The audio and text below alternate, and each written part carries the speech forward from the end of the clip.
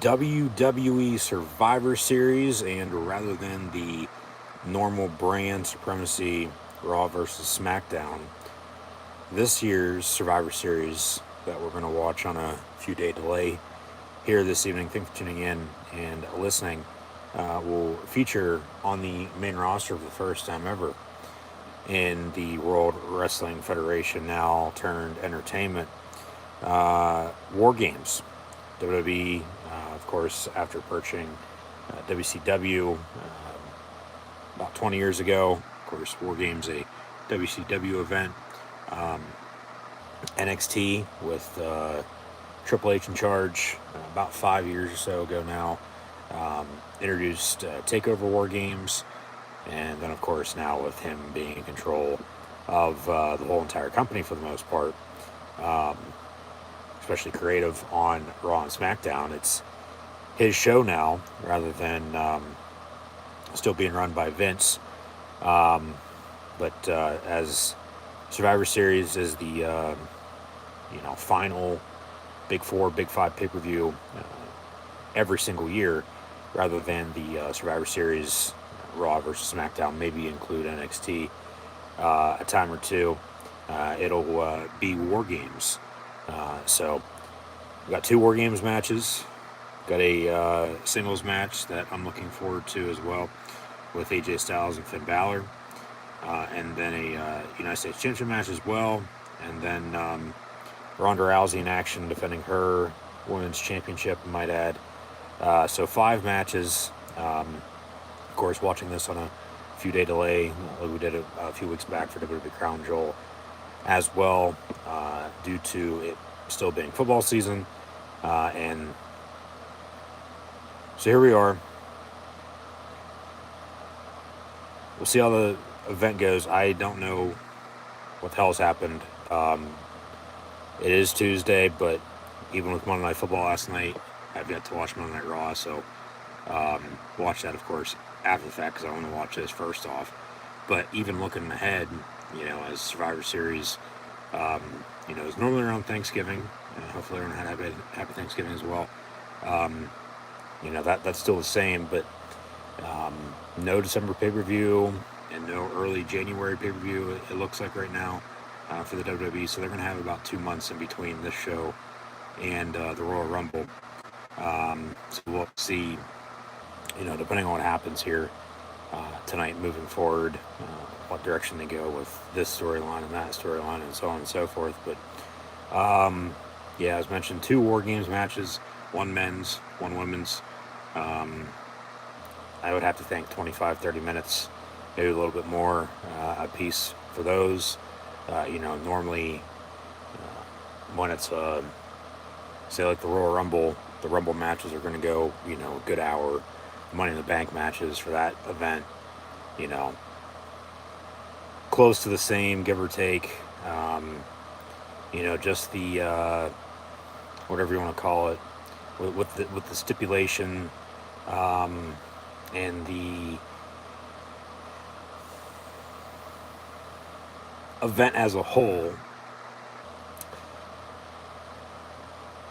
And we'll get the show on the road here in a minute. We got it paused right at 1 second with the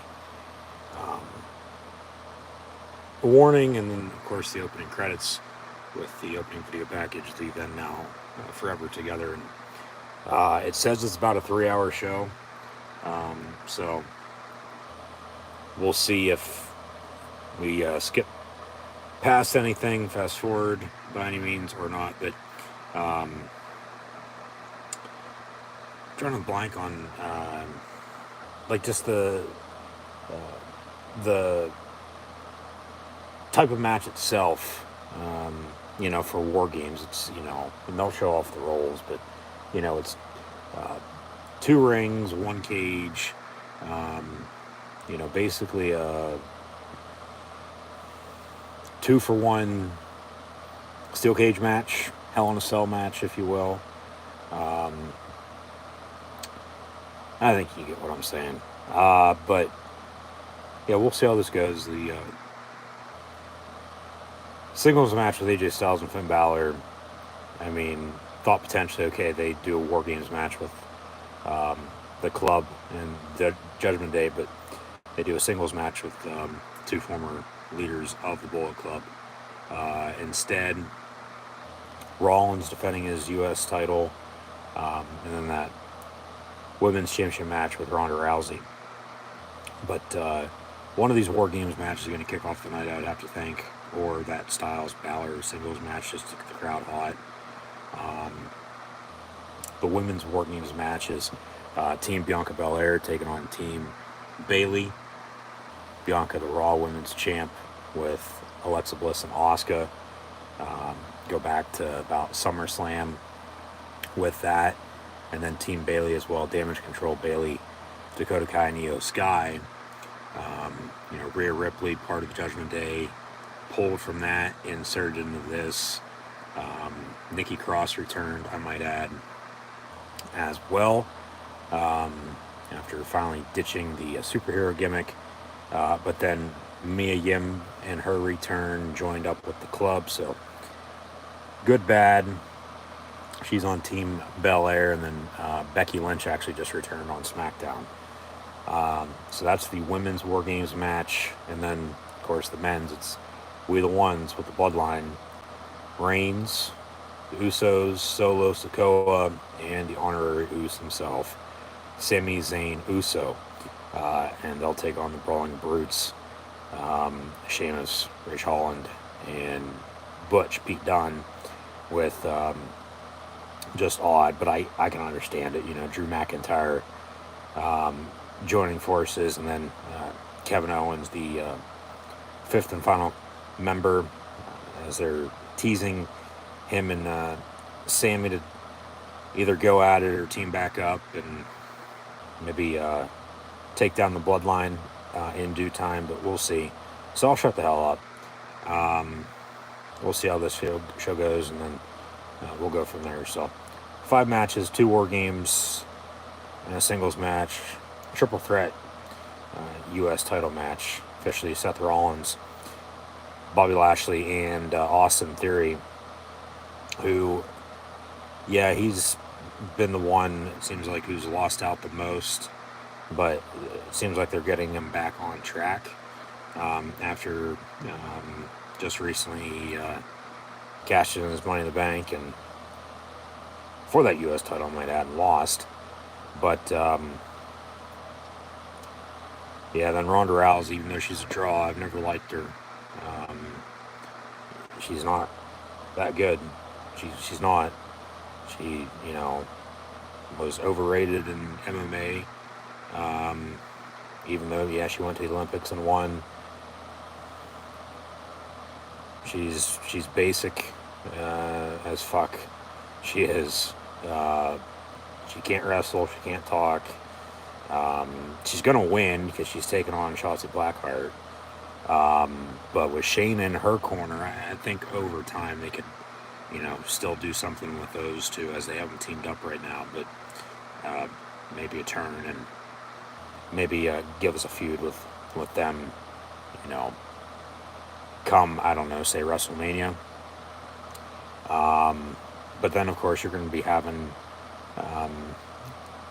more returns, as they've had, numerous of those since, late summer when Triple H took over, brought some guys back that were released, and now getting it set storyline-wise on Raw and SmackDown the way he wants it, and rightfully so. But, like I said, 2 months off in between now and the Rumble. We'll see what they do, because that's going to drag. That's a long-ass time, especially for, 5 hours of TV a week. They'll figure it out, though. They always do. They always have had. So, leave it at that. I'll shut the hell up, and let's get the show on the road here about, 10 minutes in to this live stream. So, thank you for tuning in and listening. As always, I'm your host, Encyclopedia Sports, Cooley Luke 96. Be sure to like, follow, and subscribe on social media. Links in the description below. Thumbs up button. Share hashtag WWE, hashtag Survivor Series, hashtag WarGames. Chat questions in the comments, super chat, super stickers, super likes, super thanks. Always get appreciated as well. And please, no spoilers, as I have yet to watched this WWE Survivor Series from this past weekend. Watched it with a few day delay, once again due to it being football season. But without further ado, here we go. WWE Survivor Series WarGames, as they're up in the Northeast, TD Garden, Boston, Mass. So the crowd should be hot. But it's time to go to war. Where's William Regal at when you need him? Oh, that's right. He's in AEW now. And at Full Gear a week ago, sided with the devil. And the devil got his due, and MJF's the new AEW World Heavyweight Champ. But WWE WarGames, here we go. There's the warning, and now the then, now, forever together WWE opening video package that we see every show. But the two matches I'm looking forward to, one, AJ Styles and Finn Balor, but then two, what should be the main event, the Bloodline inside of WarGames. With the storytelling, with Reigns, Sammy breaking both the Usos time after time, but then you have Kevin Owens on their side, and, where do they go, from here? So, Aussie with the official theme, and too bad Alistair with Black Mass ain't still here. He's in AEW though, just returned recently. Malachi Black, but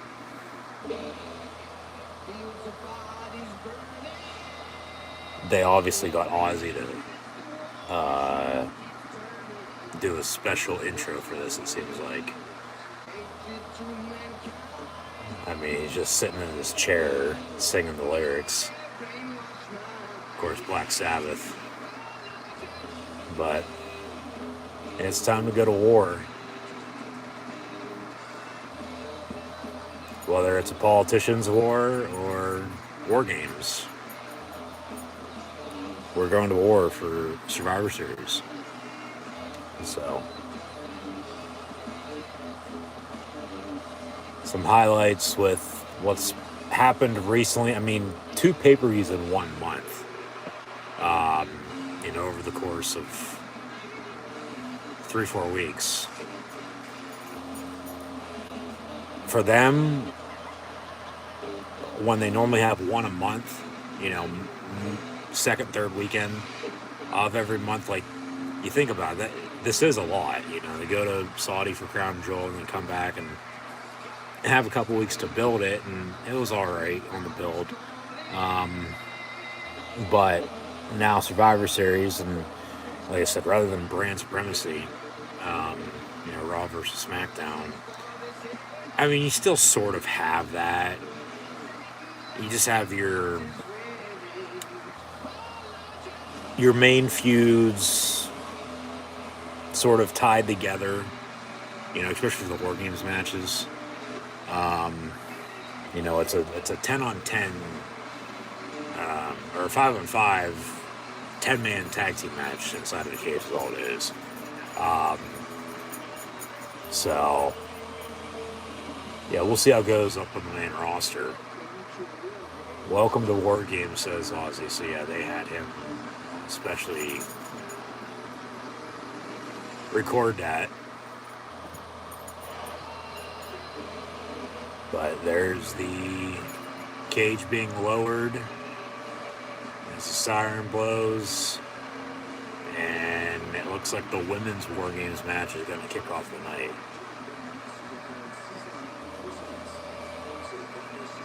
But yeah, a couple years in NXT now up on the main roster, and there's the opening pyro. WWE Survivor Series WarGames.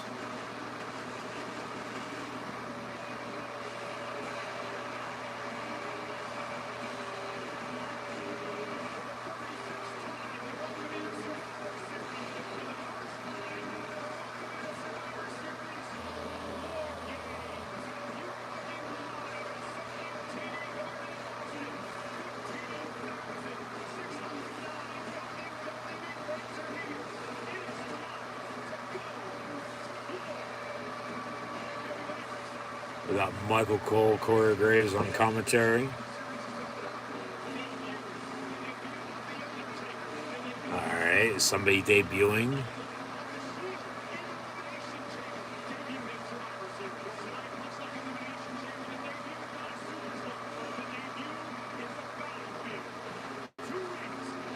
WarGames, basically. That's what they say is debuting. And what I was referring to earlier, you know, like the match to have its own pay-per-view. There's the official rules. 2 teams will be contained in separate cages with 1 member of each team starting the match. After 5 minutes, a member from the advantaged team will be released to enter the match. After a 3-minute period, alternating members from each team will enter the match until all competitors are inside the cage, and then once all competitors have entered, WarGames officially begins. And here comes the man, Becky Lynch.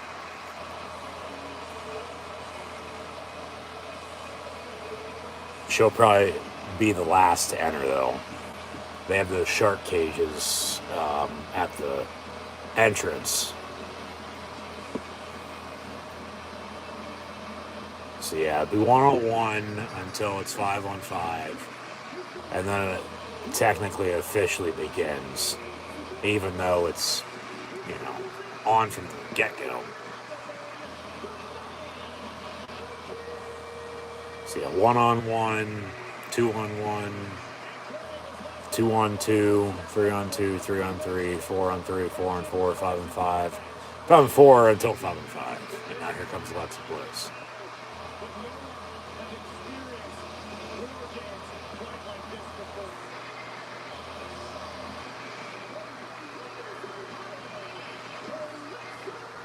So she'll also be in the shark cage with Becky.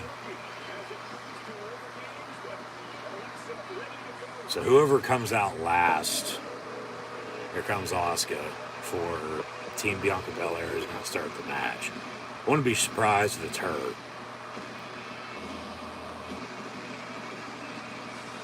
Because it ain't going to be Mia yet at this point. No way in hell. Bianca's starting this match for the women. For her team. And then probably have Bayley on the other side. Have both captains go at it from the start. And this should, I might add, before we get underway. Here comes Mia Yim. So Bianca will enter first, even though she's coming out last. Should be the last time this year. You know, it's just the fall schedule of football and then pro wrestling pay-per-views on the weekends, and then to do all that, better off, as I've done it recently, just to hold off and stream it a couple days later. Here comes Bianca. But that we'll be watching, long story short, on a few-day delay. Should get back to, you know, watching it live, as it's live, you know, for their next pay-per-view, which will be in January for the Rumble. And then you're on the road to WrestleMania. After that, you'll have Elimination Chamber and then Mania. But the tricky problem is, at least for myself, because of that, you know, with them changing from Sunday to Saturday pay-per-views, that's where the conflicts is, rather than, you know, a Sunday night pay-per-view. Because I've done it, you know, 1-2 on a Sunday, but if you know me in college football, I ain't missing that. So we still get to watch it, just a matter of when. But here we are, so. Alright, Bianca going to start off for her team. Here comes Rhea Ripley, so she'll be in the cage with her teammates. And like I said, Bayley's probably going to come out last here and also enter first. And it'll be Bianca and Bayley 1-on-1 to start this women's WarGames match. Yeah, and Bayley's team, because of Rhea, thank you, Michael Cole, they do have the advantage, so they'll be 2-on-1 first off, and then 2-on-2, 3-on-2, 3-on-3, 4-on-3, 4-on-4, 5-on-4, and 5-on-5. Here's Nikki Cross. No more superhero for her. Took her almost a year to almost be a superhero, and then they realized, even though they should have realized at the start it was a bad idea, and whether it was her idea or not, I mean, come on, it's trash. And that's what exactly she did with the 24/7 title, threw it in that, along with her costume, and now she's being back to Nikki Cross. That's the thing, it would have been a hell of a lot different story whenever she won the Money in the Bank last year and cashed in and became champ. You know, rather than her being the superhero that she was then, and was trying to be, you know, rather than what it should have been with, you know, Nikki Cross. Here comes Bayley and Dakota Kai and Io Sky coming out as one full Damage Control. So, of course, Dakota and Io, your women's tag team champs.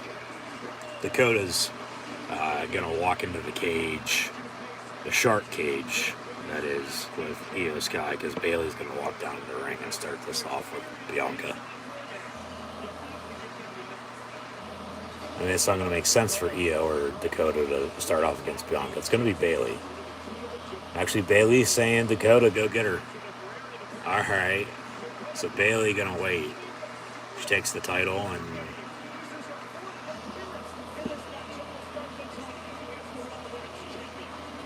I mean, why the hell is Bianca starting it off then if Bayley's not? That's the thing. Like, what the hell?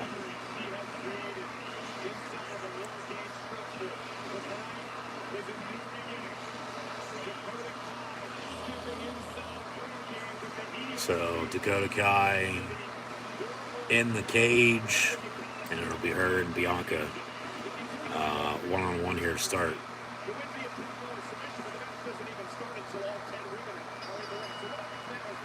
Bell rings, match underway. They get 5 minutes. And then somebody else will enter. And then a couple more minutes after that, somebody else is going to enter. And then keep doing that until it's 5-on-5, all 10 in the ring. And then it technically begins, even though it has already begun. And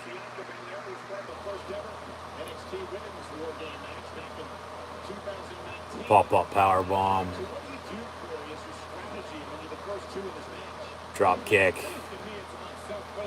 kip up, and then, you know, you can fight in both rings.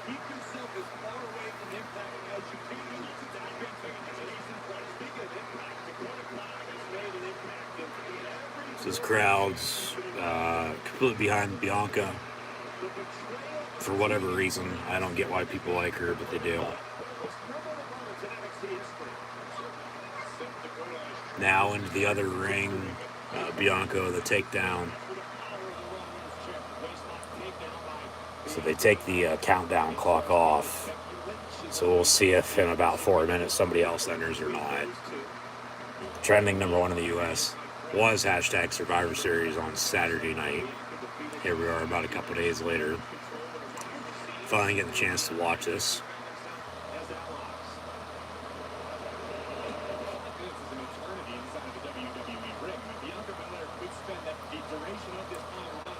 About a minute and a half's gone by. They say already since, even though there's no in hell that's true. Maybe 30 seconds. So they're normally, you know, holding back the time rather than speeding it up. But they put the countdown clock back up, and 3 minutes to go until either Io Sky, Rhea, along with Nikki Cross or Bayley enter. I'd have to think it's going to be Io, because you have Dakota as her partner, and the other half the women's tag champs. But then you have a 2-on-1 advantage. You know, they're used to working together, so 2.5.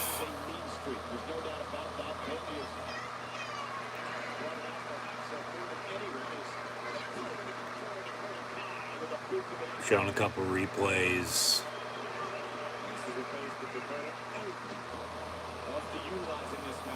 He has Dakota Kai's in control here of Bianca Belair.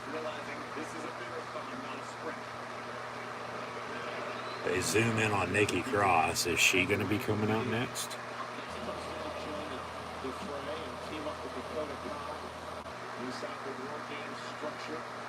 I'm curious to see what sort of strategy Bianca utilizes once she is outnumbered, particularly since the Raw Women's Champion goes full. She'll use her fake ass hair and whip them. That's what she'll do, Corey Graves. Whenever she's, being counted out, she uses her hair as a weapon and tries to get back in control. At a minute 20. There's a vertical superplex.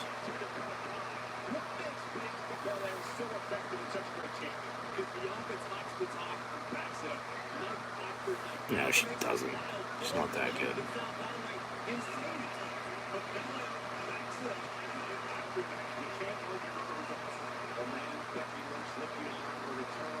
Minute to go until either, once again, Io, Rhea, Nikki, or Bayley enter. And then Bianca's going to be, down 2-1 for a couple minutes until whoever comes out for her team to even it up. And then we keep going until it's 5-5, and we'll go from there. 30 seconds.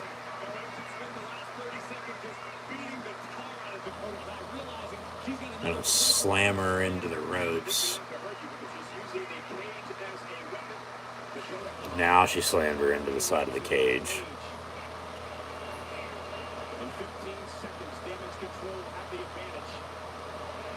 And there's another power bomb. Crowd counting down. 3, 2, 1. And it's going to be Io Sky, as thought, because of Dakota being in. So they have the women's tag champs in against Bianca Belair.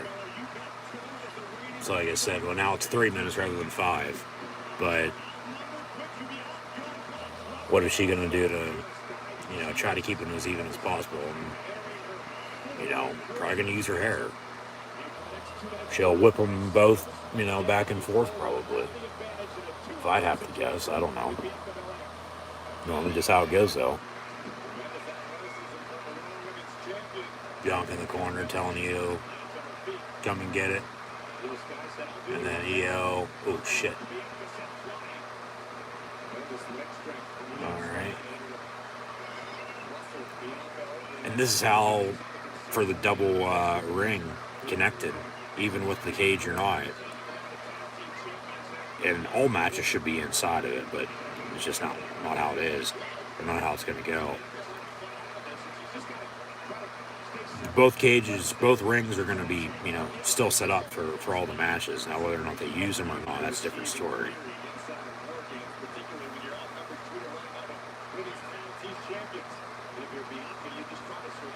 So Dakota and Io into the corner on Bianca Belair. Just a 1-2 punch.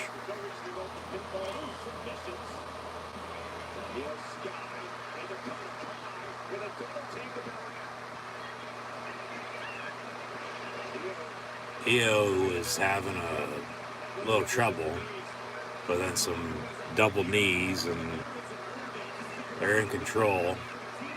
So minute 20 again, give or take, until somebody enters. And this time, it's going to be on Bianca's side of things. Whether it's Alexa, Asuka, Mia Yim, Becky, we'll see.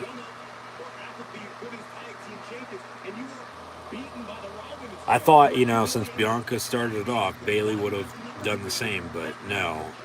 Then they do 2-1-1 with the advantage. I mean, it's sort of smart then, I guess. Because then they have the women's tag champs go up against Bianca. And then about 30 seconds until Bianca's gonna at least have it even on paper, number-wise, 2 versus 2. basic tag team match inside of the cage. Then at that point, we'll see what happens. Someone on her side to even things up for 3 minutes. Bianca sent into the cage. That might still be a 2-on-1. Bianca maybe come in to cover the break. That's to even the show. It looks like Asuka's going to be running out. 3, 2, 1. And it is, in fact, Asuka. The Empress running down the ramp into the ring, and a couple missed kicks with her and Dakota, but there's a suplex. Countdown clock back at 3, so yeah, give me Asuka and Io one-on-one here, for sure. A couple weeks ago, they had I was actually there. Be sure to check out that video as well. Arguing back and forth in Japanese, cutting a promo on one another on Raw. Of course, Asuka calling Io a bitch.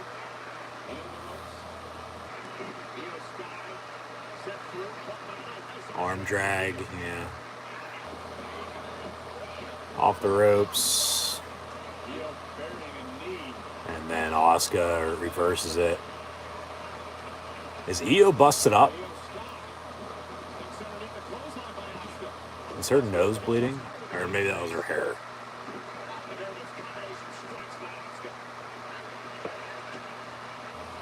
Or maybe, who knows, makeup already starting to... There's a nice kick.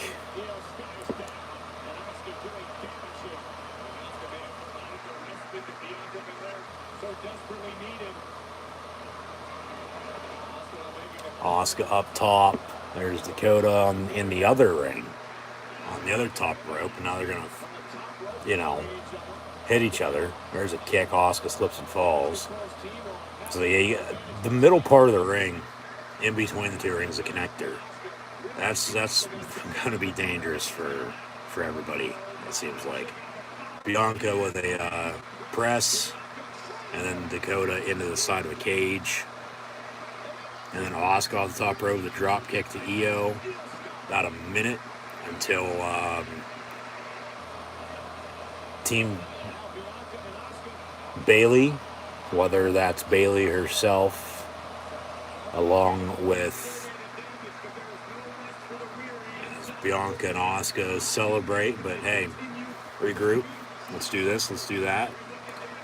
We're going to be down 3-2 here in a minute.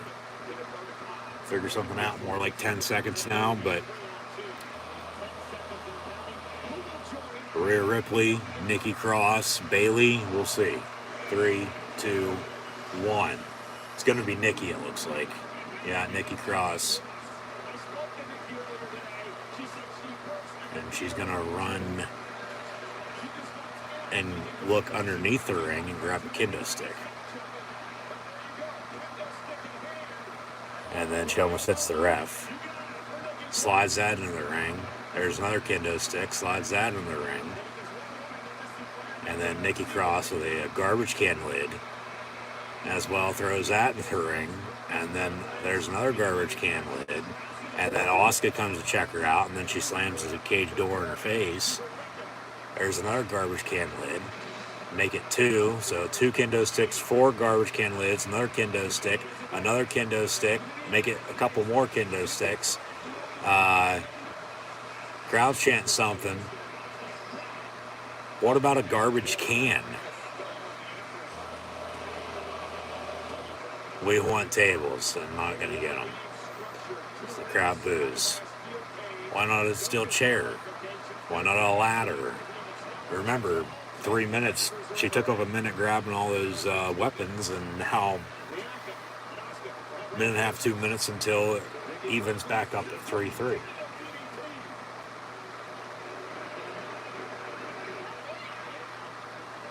Nikki Cross with Asuka up on her shoulders. Nice slam.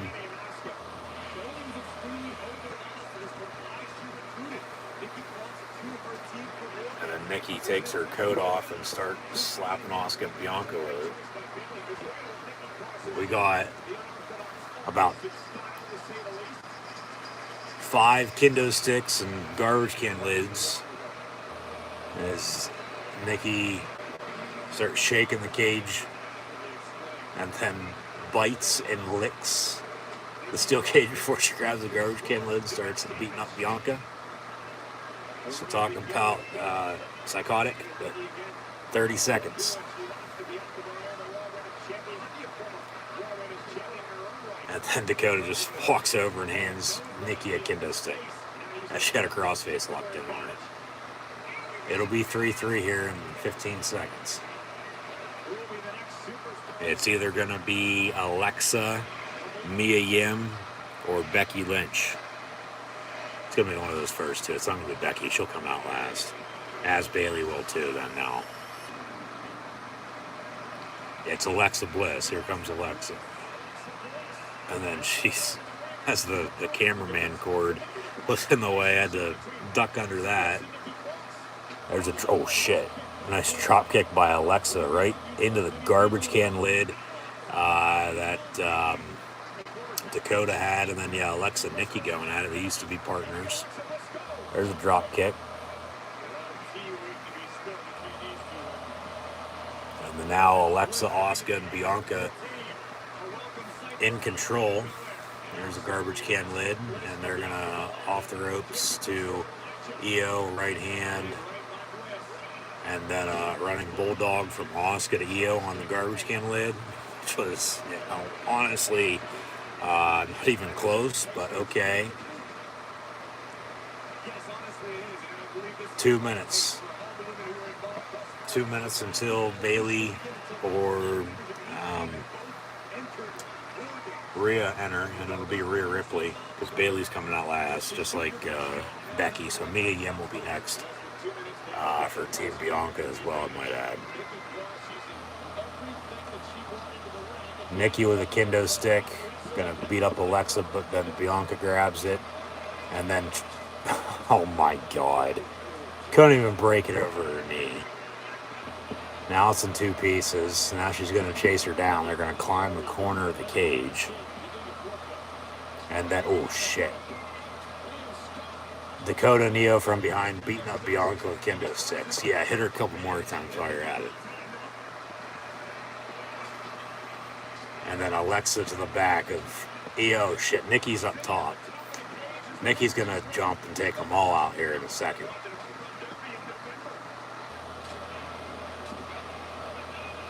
Just kendo stick shots back and forth. And Nikki's just sitting up there now. Now she's gonna get up and take a dive. Hey, get ready. Here I come. And then a crossbody, Nikki Cross taking out everybody. Remember, countdown clock should be at about, I'd say, on the 30 seconds maybe at this point. Maybe now they're holding off on that a little bit until they reset. Rhea's going to come out next, then Mia Yim, then Bailey, and then Becky. That's your order from here on out, I'd have to think. Yeah, 15 seconds now, 15 seconds.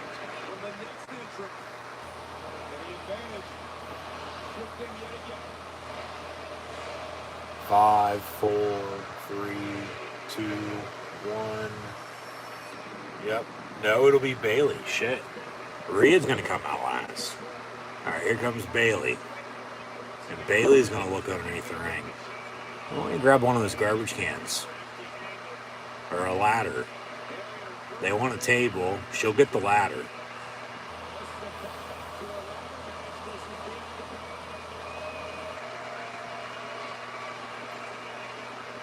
So Bailey gonna slide that into the ring. Dakota gonna help her. All right, there's a ladder now inside of WarGames. There's another ladder Bailey's pulling out now too.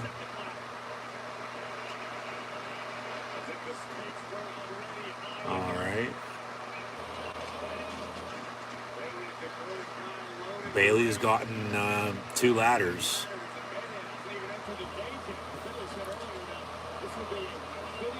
And Now she'll continue to look under the ring. So they're grabbing all the weapons. Crowd starting to chant, "We want tables" again. And there is a table. Bailey going to give the crowd what they want for the time being until she's going to get it out, but she's not going to put it in there. She's going to piss them off and say, no. No, she's going to slide it in. Bianca and Io going at it in the corner. So Bailey with 2 ladders and a table after Nikki got about 5 kendo sticks and 5 garbage can lids. Now Bailey enters and they'll shut the door.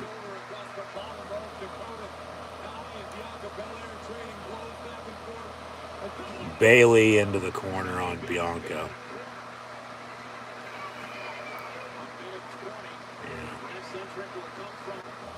Who's going to be climbing these ladders is the question, along with who's going to be going through the table.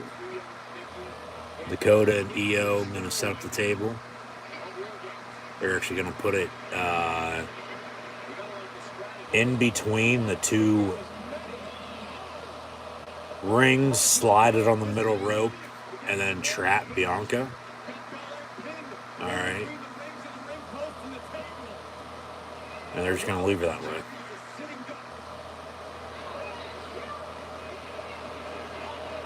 And now Nikki being ordered by Bailey to work Bianca Belair, but she's trapped, remember.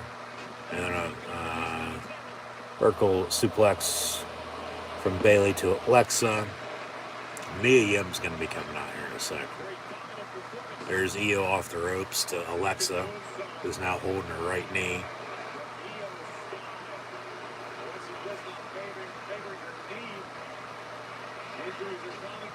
There's another vertical suplex from Bailey to Asuka.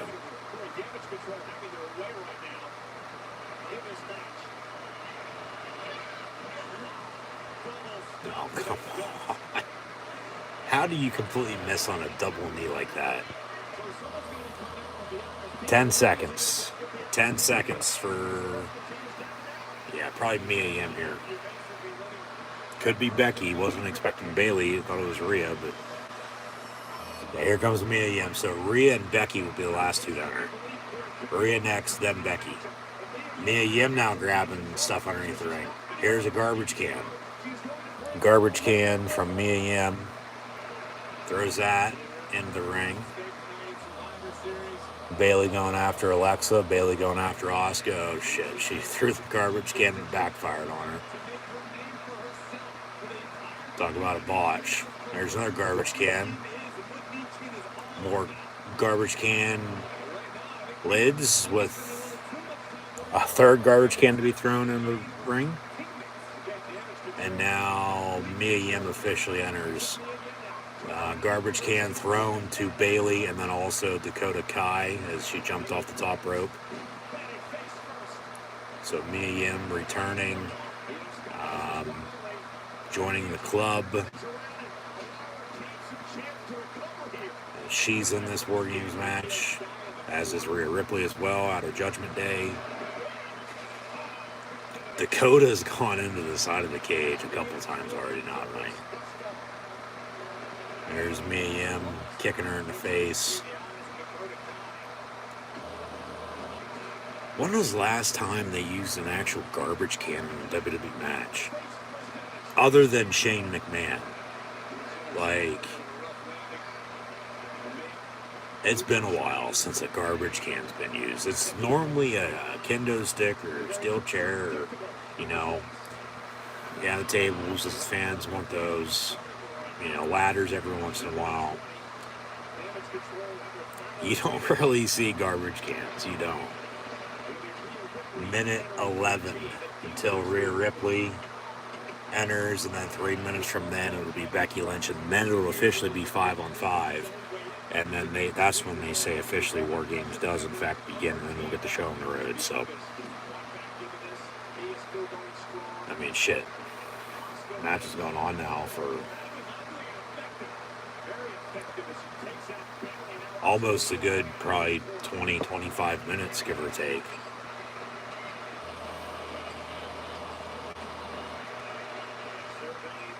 Because we had a 5-minute opening video package. Had a, about 5-minute entrance with everybody. And the match begins, and all hell's broke loose. Where'd the hell that table go, by the way? Because Bianca's escaped. Oh, there it is. It's in the other ring on its side with the legs propped out. So Bianca and Bailey working one another.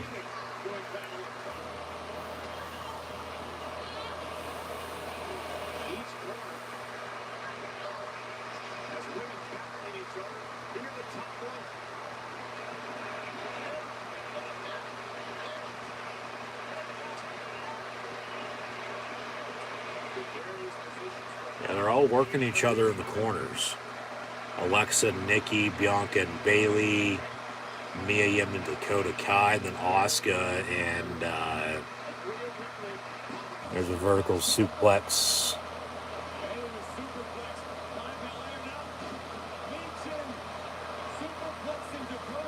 They really calling me and Meechin? Like, give me a fucking break. No fucking way. Nobody's ever calling her that. Okay, so they all just vertical suplex each other. Asuka was working EO, that's the other one. But yeah, Rhea's coming out now. 5, 4, 3, 2, 1. And here comes Rhea Ripley. And she doesn't grab any weapons from under the ring. She'll just enter and knock out Alexa Bliss like that. Drop kick to Asuka into the corner. And 250 until Becky Lynch comes out, and then 5-on-5. We go on.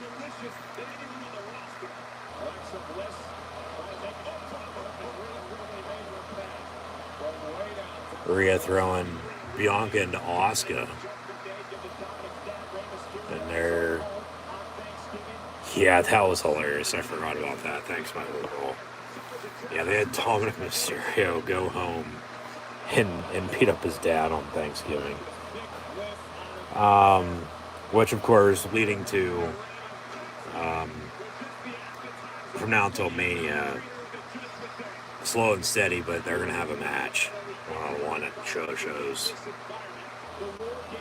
Just like, yeah, as we've stated before, a couple other, it seems like on paper, matches that will in fact happen. And if we get into those tonight, we will. If we don't, we don't. We'll talk about it later. But like I said, they got 2 months off though from now until Rumble. So we'll see how dry, stale it gets.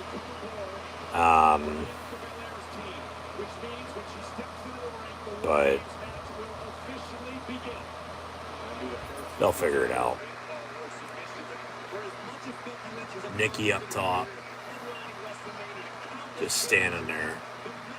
As, of course, it's 5-on-4 right now, and Team Bailey's in control. But here comes Becky Lynch in about however many seconds once they put the countdown clock back up. Io running the ropes as Rhea's got Asuka at an ankle lock, and then she hits her with a drop kick. And here comes Bailey about a minute before Becky. Yep. Bailey, Dakota, Io, Nikki Cross, and Rhea Ripley in full control of Bianca, along with Alexa and Asuka and Mia Yim. But here comes in 30 seconds Becky Lynch, who just returned on SmackDown. There's Mia Yim with a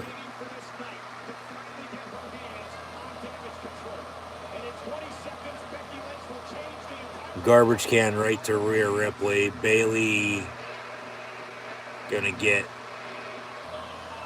kicked. No, she catches Mia Yim, and then Mia gets hit in the head with the garbage can led by Io.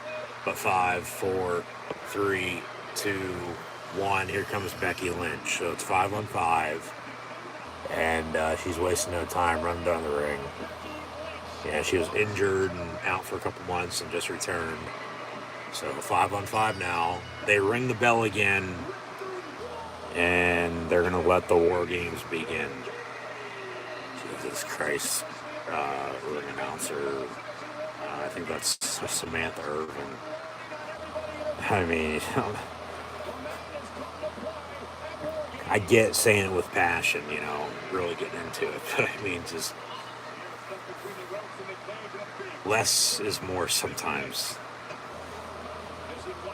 But Becky's in, and it's 5-on-5 now, and match officially underway. So now it's pinfall submission to win this match.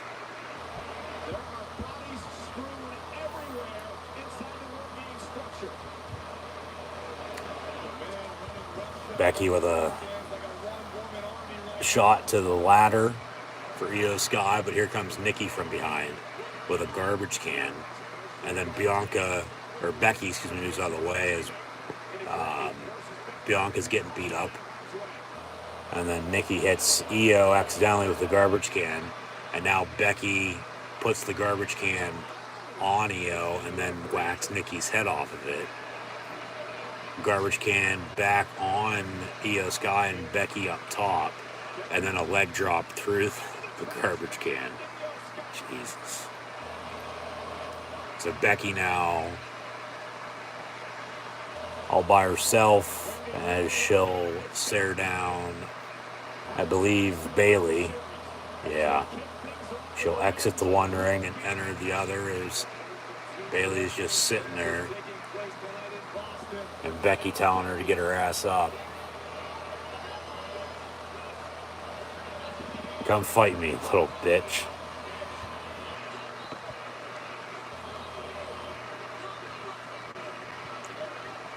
So, Becky and Bayley going at it.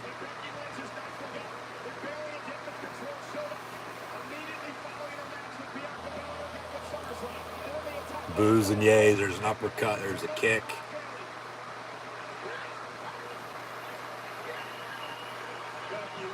Becky just laying it on her now. But then Rhea Ripley from behind, staring down Becky.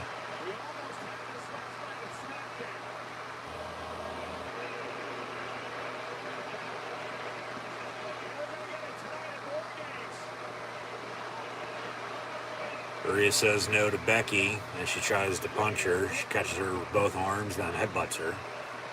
And then going to pick her up and slam her down. But Bayley comes to help, but sort of backfires. Becky puts her down and then powerbomb Rhea, cover 1-2 kick out by Becky as Asuka actually breaks it up with a kick. There's an elbow. Asuka and Rhea going at it. Mia Yim gets thrown into the cage by Dakota, who's been thrown in the cage a lot already tonight.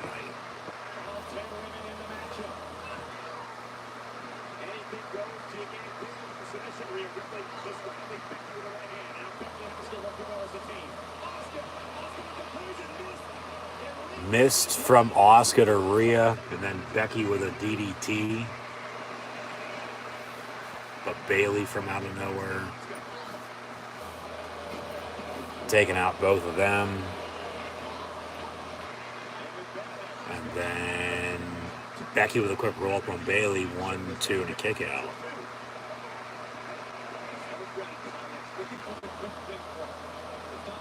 And Bayley picking up Becky into the corner. And Bayley telling Becky, hey, come on. You wanted me to come fight you. Now come fight me. Asuka, Io Sky with a garbage can lid. Bayley saying she's the damn role model. They're all fighting back to the normal ring. Now in between on that connector, face first, down goes Becky Lynch, and Bayley cover 1-2. And then, speaking of Asuka, there's a drop kick to break it up again. So match continues.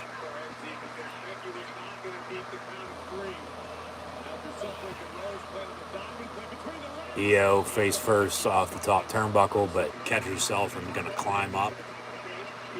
as Bianca's grabbing her from behind. Io kicks her down. Here comes Asuka from behind as well. They're gonna, oh god. All climb up there. There's a garbage can led to the back. Here comes one big vertical superplex with all 10. Io, Asuka, Bailey, and Dakota. Bianca's probably going to be at the bottom of it. Put them all down. Yeah, here comes Alexa and Mia Yim. And then you also have Nikki Cross. And here comes Bianca. And she's going to try to, take them all out. But here comes, Nikki with that kendo stick. And all right, now it's just going to dissolve. There's Nikki and Alexa DDT off the middle rope. And then Dakota and Asuka take out each other. Io's still up there by herself now. Oh god, she's gonna climb the way to the top now and jump. So she'll take out everybody rather than doing what they had planned there. They're gonna do this. And a moonsault off the top. And takes out Bianca and Mia. Ref checking in on.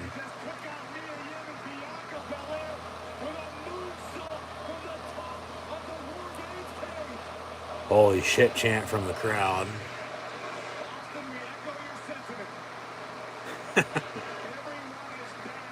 Yeah, they're all down and out, so what's got to give? Or what's going to give? Something's got to give. We'll see what does. Showing a replay of the moonsault. This is awesome chant. It's an alright match. It's not that great. I mean, it's just once they got the weapons involved and they did a couple big spots, okay, because of that, yes, but Nikki and Alexa still going at it. And remember, what is that, a whip? They still haven't set up these ladders. And nobody's gone through the table yet. Oh, those are handcuffs. Nikki telling Alexa, saying, hey, you think I forgot? Nikki gonna handcuff Alexa.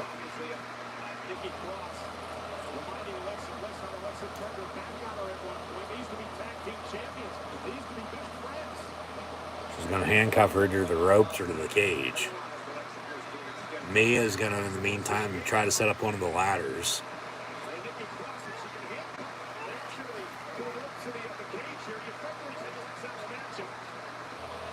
Yeah, the handcuff on her actual wrist, though. I mean, it's sliding up and down her forearm. It's not that tight. She could easily take her hand out. But now Alexa reversing it, and they just handcuffed each other.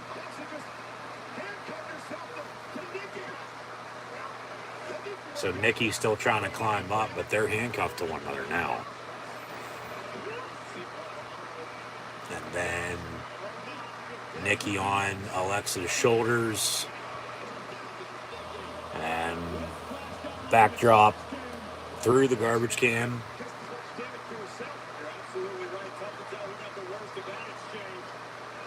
Rhea on her feet. Bailey and Asuka going at it. Here comes Rhea going after Asuka because of the mist. There's a code breaker.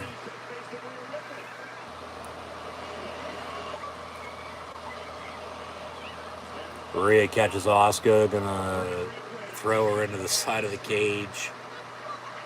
Here comes Mia Yim from behind.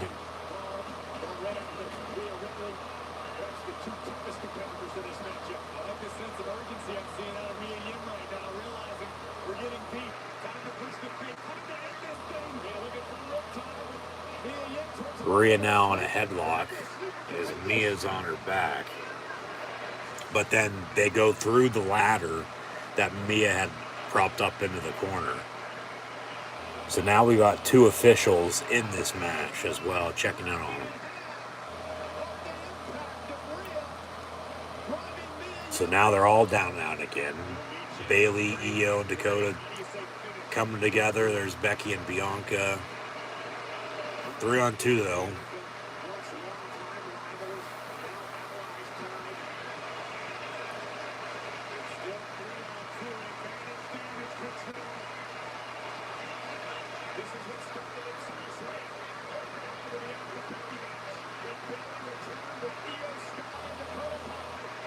And now they go at it.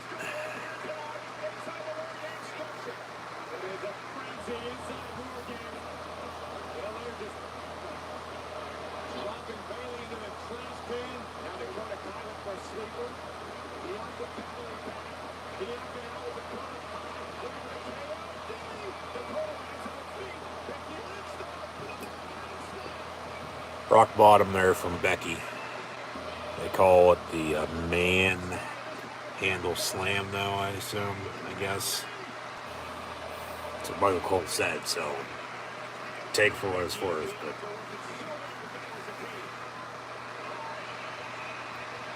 Becky saying, "You want tables? Well, we're going to set it up and somebody's going to go through it. So we'll see who does." But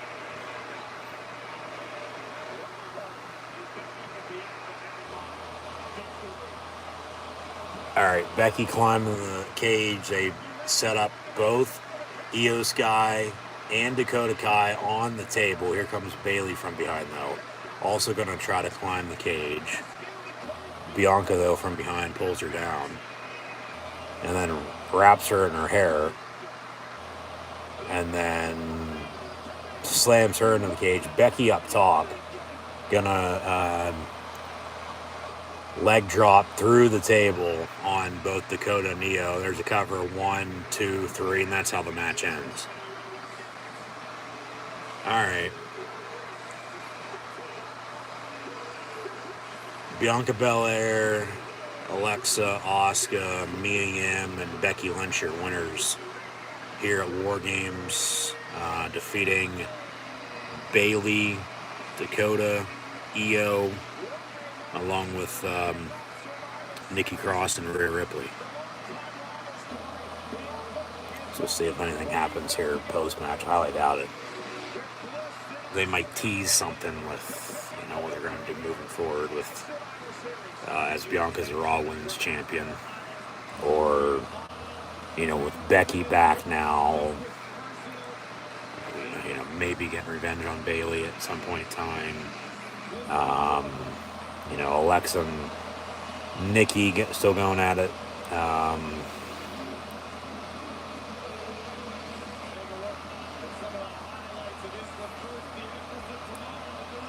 The dark horse is Rhea. If they want to do this or do that, because of course, Dakota and Io are your women's tag champs, but at the same point in time, Rhea and Mia were just inserted as the fifth members, basically, away from the club and Judgment Day.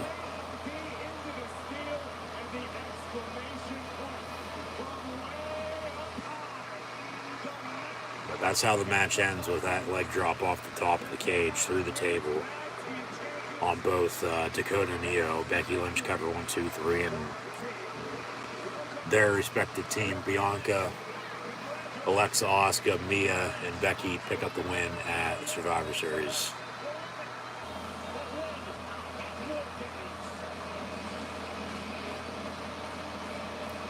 So they should fade to black here as they celebrate. And they do, and we'll get back to the action here shortly. We'll see what match is next. Got another WarGames match to come.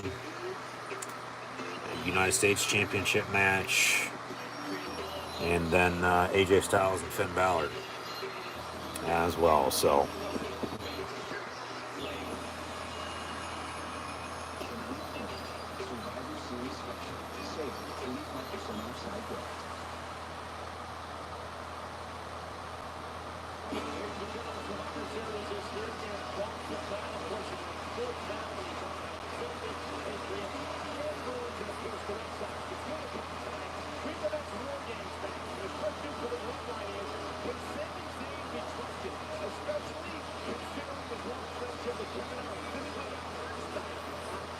yeah, this was good on SmackDown.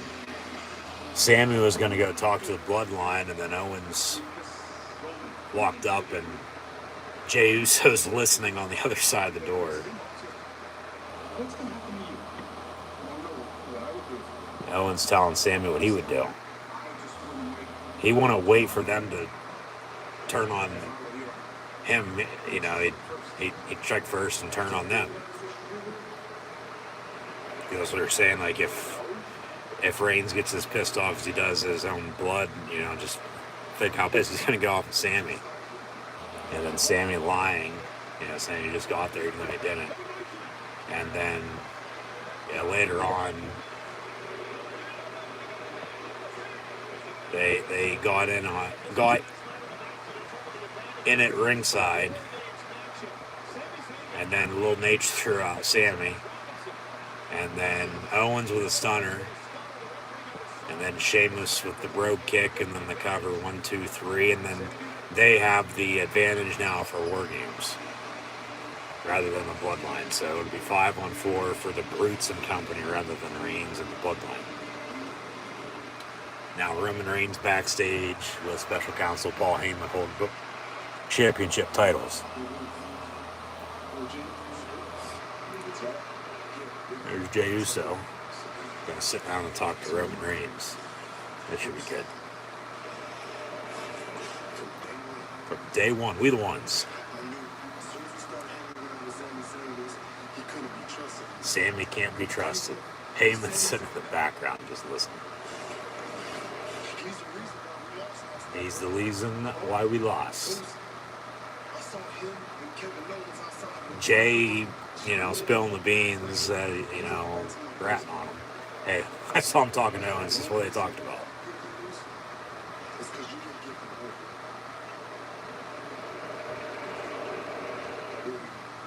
What are we going to do now? Reigns laughing. What are we going to do? What are you going to do, Jay? The right-hand man, Jey Uso. You're going to do what I say, yeah. And I'm going to be the tribal chief as I am. I'm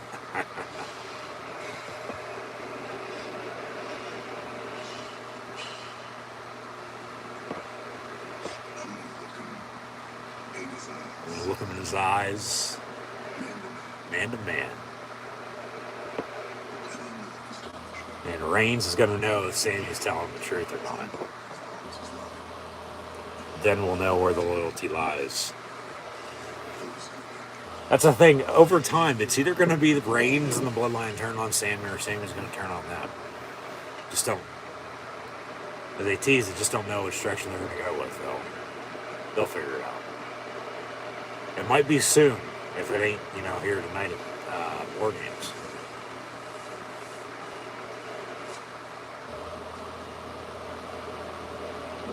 Wise man, says Reigns. Yes, my tribal chief. Go get me Sami Zayn, yep. Call Sami Zayn, Heyman says to his phone. Alright, so they're calling Sami Zayn, and Sammy gonna probably walk up to Reigns backstage later on. We got a commentary, Cole Graves. Yeah, it's still to come. That'll be the main event. But up next is what?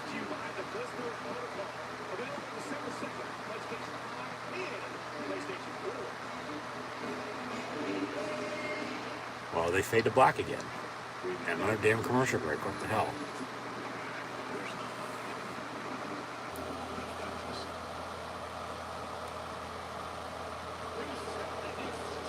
Alright.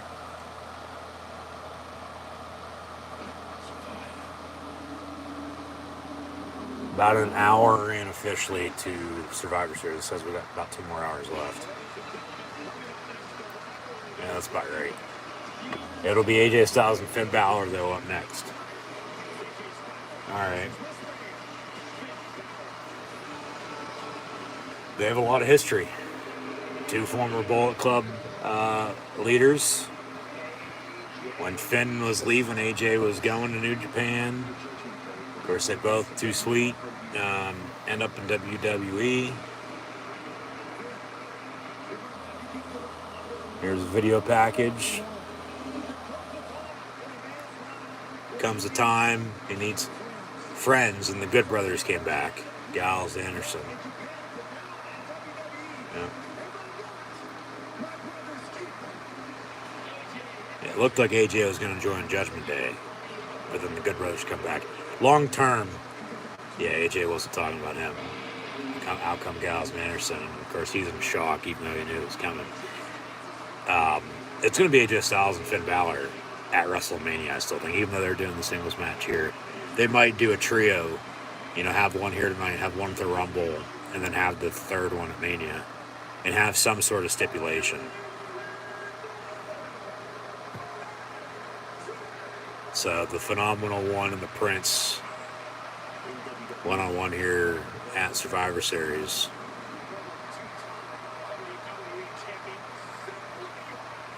And if this ain't the best match of the night, I mean, there's going to be something seriously wrong.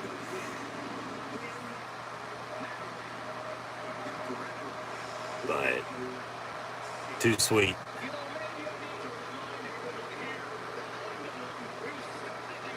Yeah, he did. He technically did. They're showing it off that he started here in WWE. No, the real ones, no. Of course, Finn starting the Bullet Club.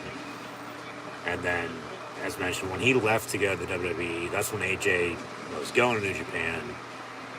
And then a couple years, went by, and then AJ comes in as well. And then they've crossed paths, a little bit in WWE, but not as much as they've, should have to this point. Now they finally are. And yeah, back at Crown Jewel, they had a 6-man tag.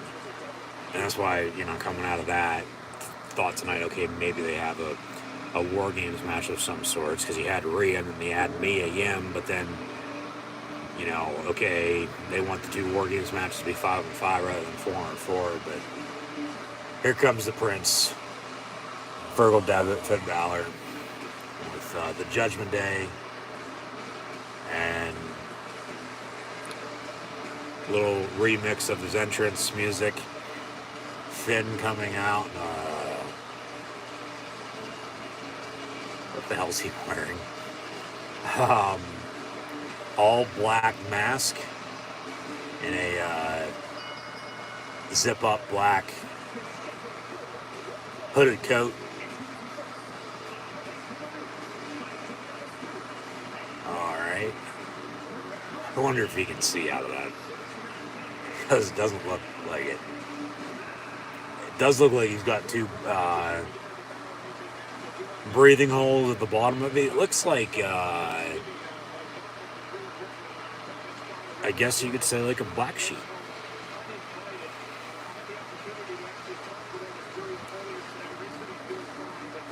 But more like a visor on a motorcycle helmet. Is exactly what that looked like. Or welding mask. As he takes it off and hands it over to Dom, as he comes out alongside Damian Priest as well. But next at Survivor Series is AJ Styles and Finn Balor. They're going to walk around the whole entire ring. Remember, it's a double ring with WarGames. There will be no cage for this match. Just with Hell in a Cell and, WarGames here, all matches should be inside of it, rather than just the main match itself. But now Finn gonna enter. They're actually gonna work in the far ring for this match, it looks like, and maybe both, as it progresses. But this should be a damn good match. Like I said, if it's not the best match of the night, there's something wrong.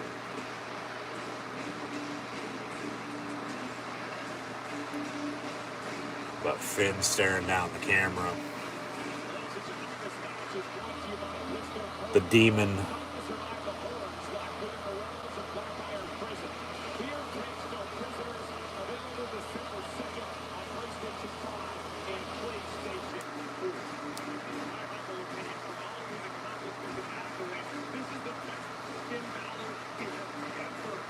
I don't know about ever, but it's been a long time to get him to this point again, so it's about damn time, but here comes a phenomenal one. Uncle Allen, AJ Styles. Too sweet. And Finn's not going to want none. And AJ's coming out with a mask as well. Good Brothers by his side. That looks familiar. That looks like a Bullet Club mask from New Japan that he probably wore at some point in time. Too sweet. AJ takes his mask off. And he'll throw it behind. Somebody will pick it up.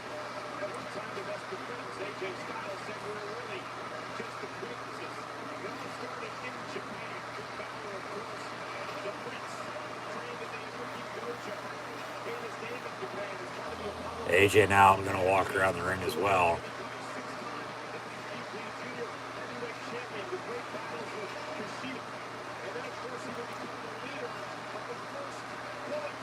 And they name drop Bullet Club on WWE TV.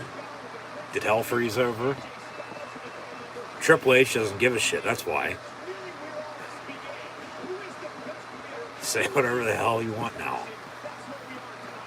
Tell the truth. People know to begin with, so why hold back? That's what if you know, you know. Too sweet.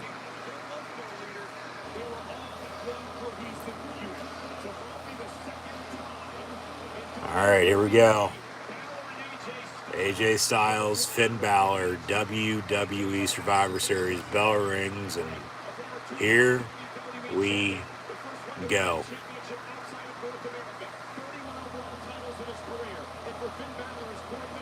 They lock up middle of the ring.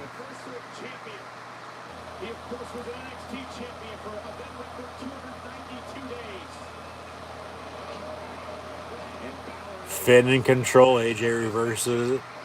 He's behind him now in control off the ropes. In the ropes actually now for a rope break.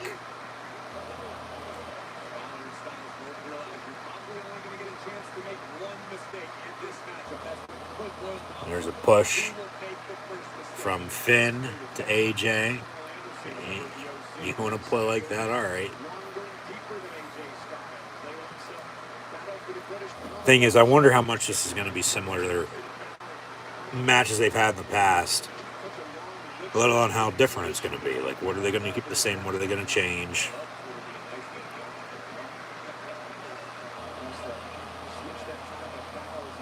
Into the corner. Another count. 2, 3, 4. AJ, of course, was want to get DQ'd. And then Finn with a kick.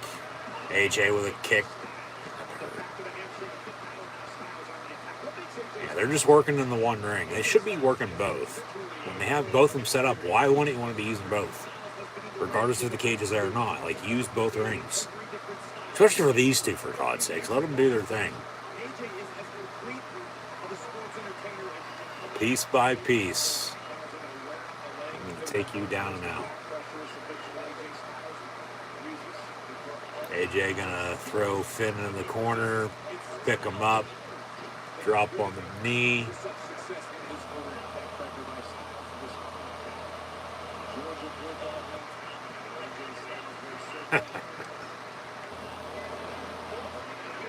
Corey Graves. Shout out to the 412, but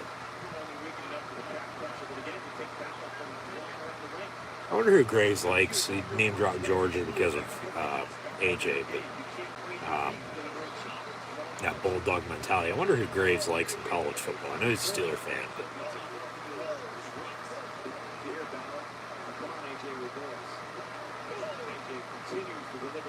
into the corner. Some right hands from Finn.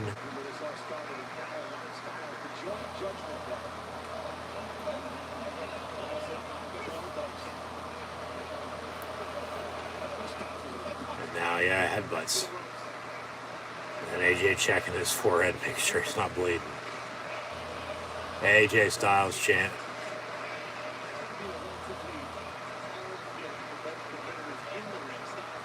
Quick roll up, and then Finn off the rope with a stomp, and then a knee.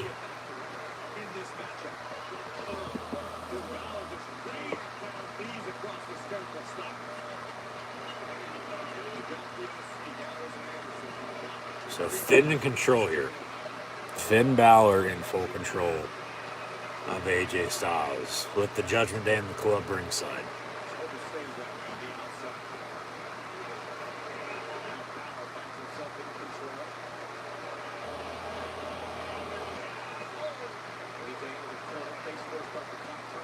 Chop to the chest.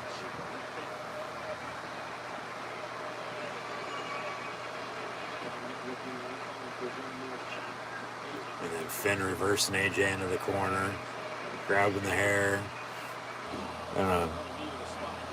Break him over the knee as well, and then a kick out on the pin.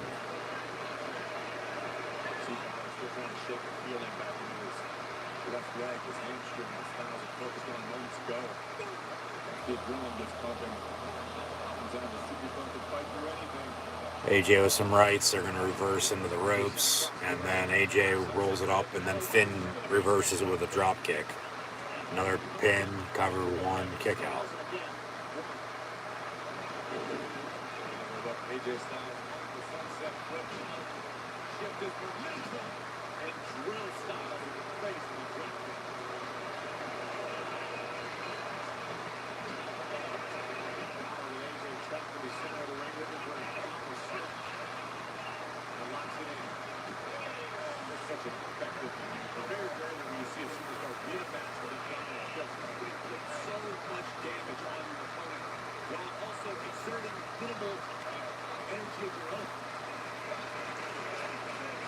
Finn has AJ in a submission, but gets out of it, into the ropes, and a punch to the back.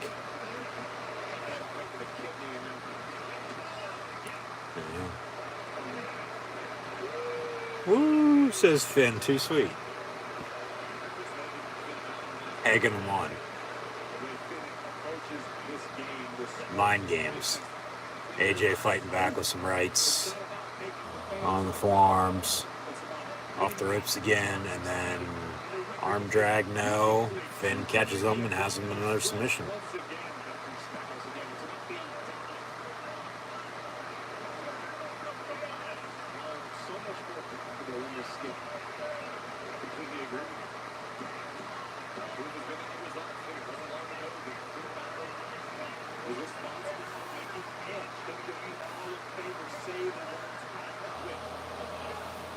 AJ fighting out of it, taking some time, but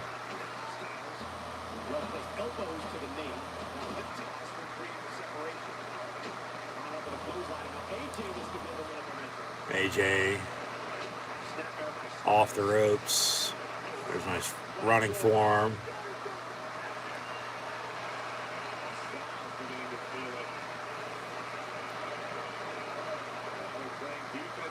Finn up on the shoulders. Off the knee. 1, 2, and a kick out.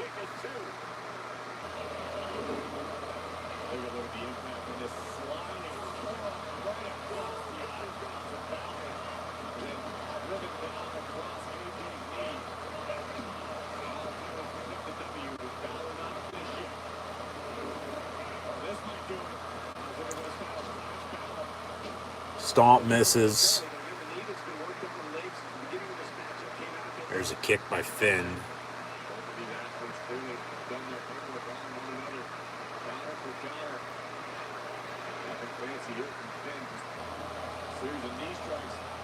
But AJ on the ring apron pulls him down.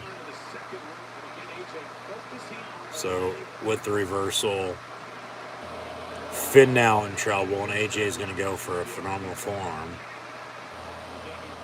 Problem is, as Dominic Mysterio from behind on AJ takes him out, Priest with a distraction, but now the Good Brothers are going after Dom.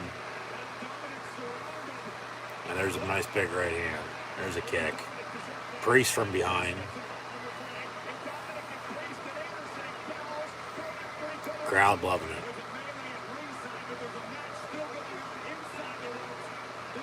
Yeah, we'll probably have something real quick now in the ring with all this going on ringside. Dom, oh God, he gets thrown into the barricade, but fell short there a little bit. Priest gets thrown into the crowd. Gallows and Priest now fighting ringside. Into the fans. Gallows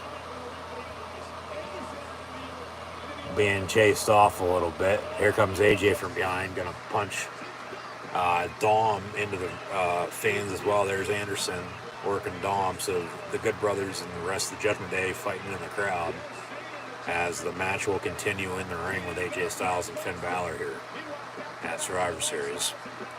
And then AJ real quick, well, cover 1-2, cover 1-2, kick out. Yeah, he wanted to do what he's doing right now. But Finn gonna reverse it. Another quick roll up, 1-2. Off the ropes, clothesline miss, off the ropes. That sling blade connects.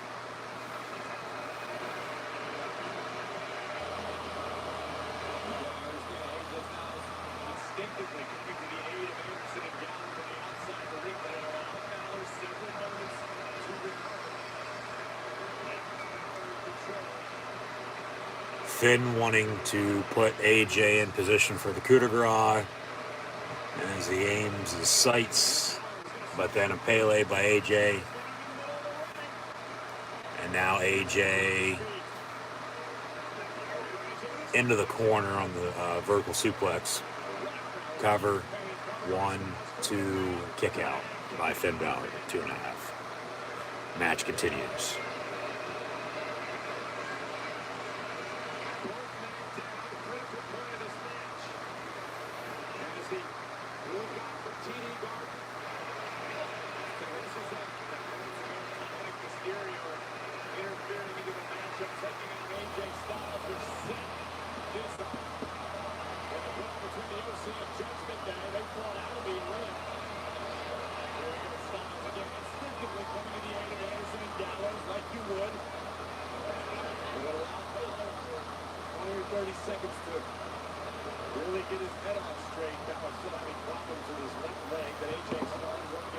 Calf crusher, AJ Styles. No, Finn with a stomp.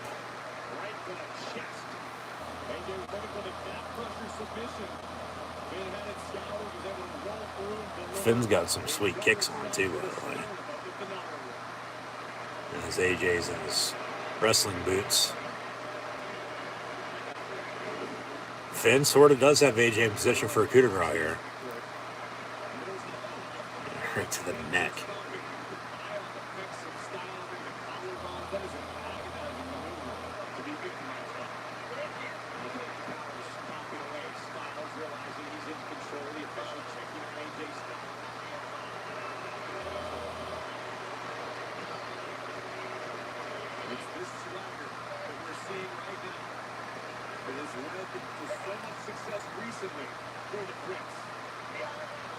Finn with some kicks to AJ. That's all you got. As AJ trying to get to his feet. Off the ropes, there's another kick.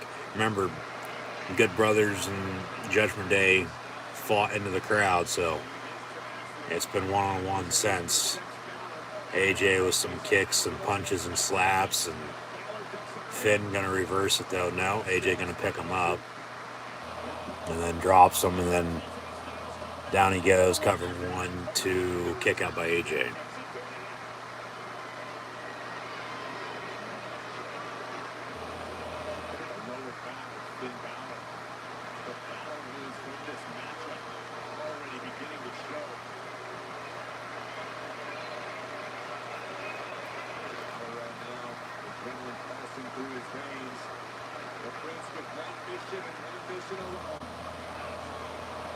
AJ gonna go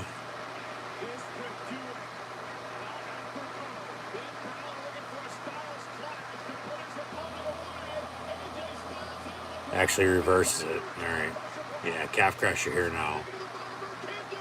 AJ was about ready to get Styles Clash, by Finn. Finn had the Styles Clash locked in. And then a reverse into the calf crusher, but another reverse. There's a couple kicks. They're both down now. So until they get to their feet, we'll talk it over. And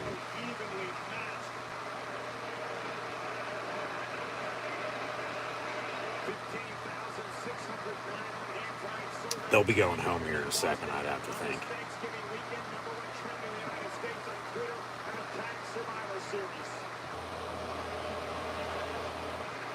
First time in history, WarGames matches. Team winning earlier tonight. Still to come to that is WarGames. Chop by Finn in the corner.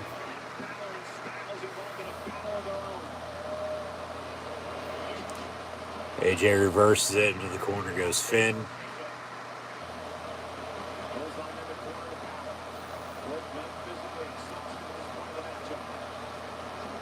Back into the corner goes Finn, but AJ over the top rope. There's a punch to Finn. And then Styles Clash. No, Finn catches AJ on his shoulders. And then drops him on his knees. Cover. 1, 2, kick out.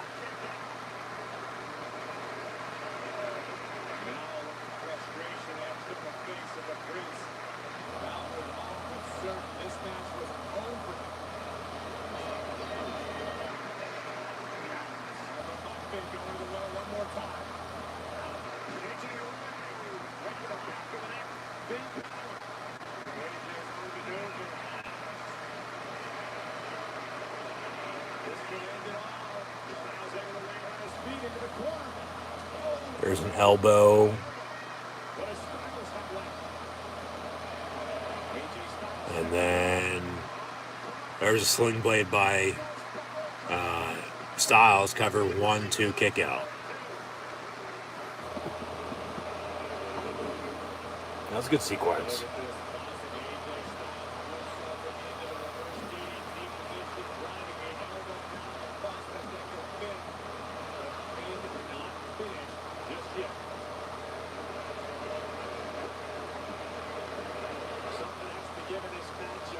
Exactly, so at the start.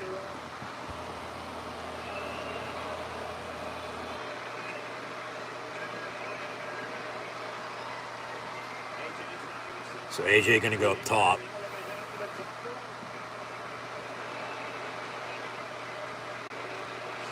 And then moonsault, but Finn moves, and then Finn kicks him into the corner, and Balor has Styles in position for the coup de grace now.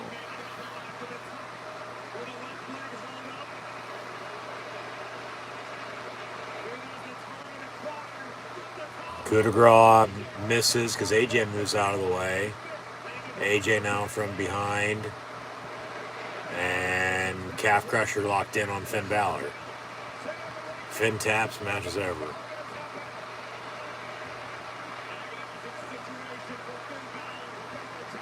Calf crusher. Good Brothers and Judgment Day coming back out. Finn gonna get a rope break.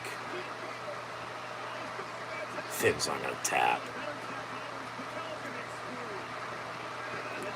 Yeah, Finn grabs AJ's head and just starts pounding him against the mat. So they break it up and we move on. Match continues.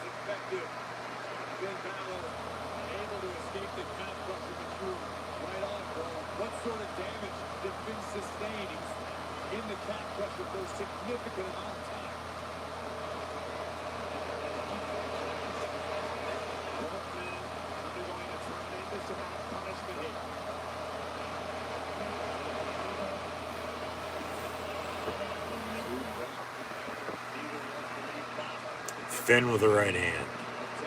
Finn with another right hand. Into the corner goes AJ.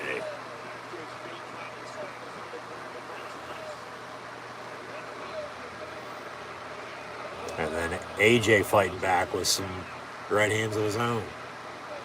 Boo and Yay now in the middle of the ring. A good match. Chop. Chop. And then a Pele by AJ.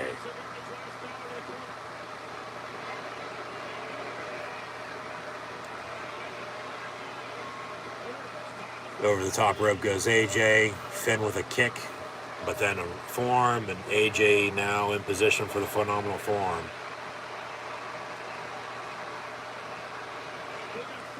And that connects. Cover. 1, 2, 3, and that's out. AJ Styles defeats Finn Balor at Survivor Series. Good match. AJ with a win. Like I said, I think, first, singing, they'd be Club Judgment Day WarGames match. But they do one-on-one with AJ and Finn instead.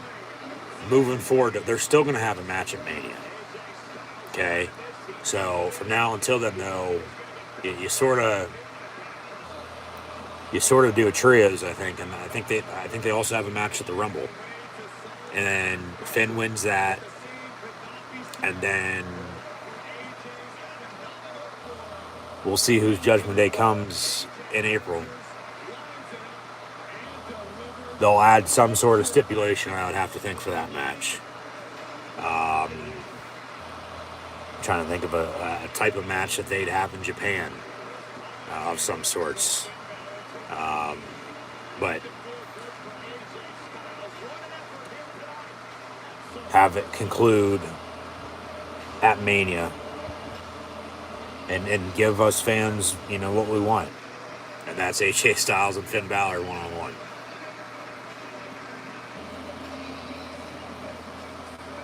So AJ celebrates. He says, "Too sweet, Finn," and they fade to black. And now here's a video package for the Royal Rumble as the countdown begins to January 28th, 2023. 5, 4, 3, 2, 1, 2 Royal Rumble matches. We got your number. The Royal Rumble will be on January 28th. Down in San Antonio at the Alamo. So that'll be the next pay-per-view for the WWE. All right, commercial break continues. What's next? It looks like Ronda and Shotzi, so we're not even going to watch this because I care less who wins. When we all know Ronda's going to win anyway. Even though, yeah, she's a draw to an extent, but she's not that good. She's not. She's washed up and always has been.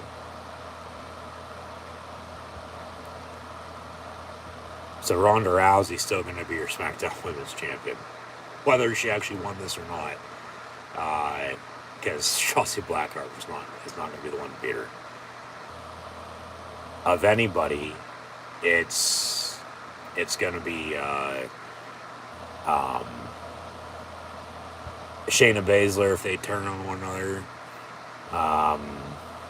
Let alone maybe somebody returning or debuting or getting called up of some sorts. And now, of course, watching on playback and fast forward on WWE Network on Peacock, it freezes up on me. So we're going to exit and re-enter. And hopefully we don't have any more trouble with any more tone difficulties. Oh, come on. Don't tell me it's going to restart. Now I got to fast forward a good hour and a half. Almost 2 hours to the end of that match. Just to, make sure Ronda won. We could rewatch AJ and Finn for that. Which was a good match. Sort of, the basic type of match that you'd be getting with those two, though, which is a little disappointing. Was hoping for, a little bit more. But if they're going to continue it, they'll add more onto the fire later. Just give it time. What the hell? I just fucking fast forwarded an hour and a half, and it's giving me trouble again. So still to come, the United States Championship match that I'd have to think Rollins is going to be retaining that title. I really can't see them putting it back on Bobby Lashley right now, even coming off of his match with Lashley, or Lashley's match, excuse me, with Lesnar at Crown Jewel.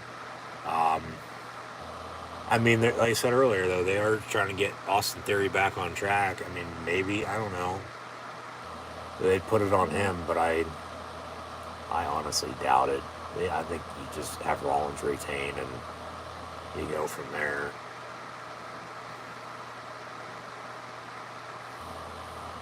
And then the main event WarGames match then with the Bloodline.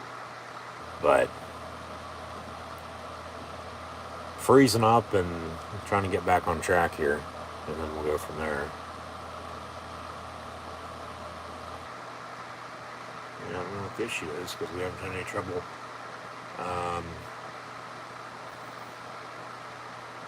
Honestly, in quite a while with the WWE Network on Peacock, which it's a little bit of a surprise, to be honest with you. And everything else, connection-wise, is fine because the streams are going good, and yeah, I don't know what it is. Maybe we'll just exit out of Peacock and get back into it in full rather than just back to the home screen for the show and the home screen for the app. Like, let's just get out of this in general and get back into it.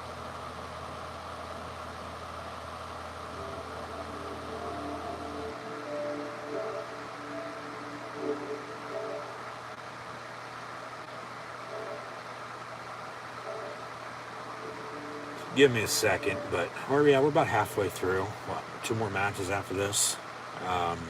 Because I'm not even gonna watch that. But maybe it wants me to watch it, and that's why it's giving me trouble. With not getting back on track, not letting me fast forward, not letting me hit play where I want to play it at. Alright, so there's the opening video package. We can restart it. Even though we've watched half of this show. Just thank God, it wasn't like a 5-hour show. Because we'd be here all night. And at that point, I probably would have watched it live. If they would have had that many matches.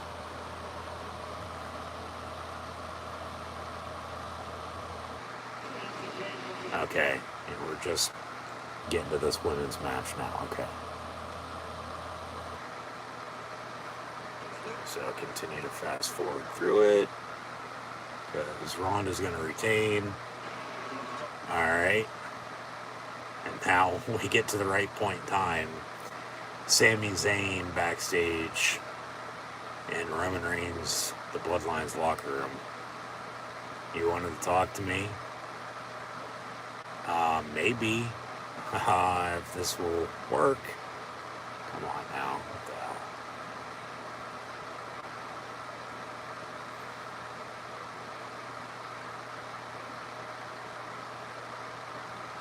So we'll have to see how that goes. Sami and the Bloodline, I don't think anybody thought it was going to work at first, but it's some of the best shit WWE's done quite well on TV in general.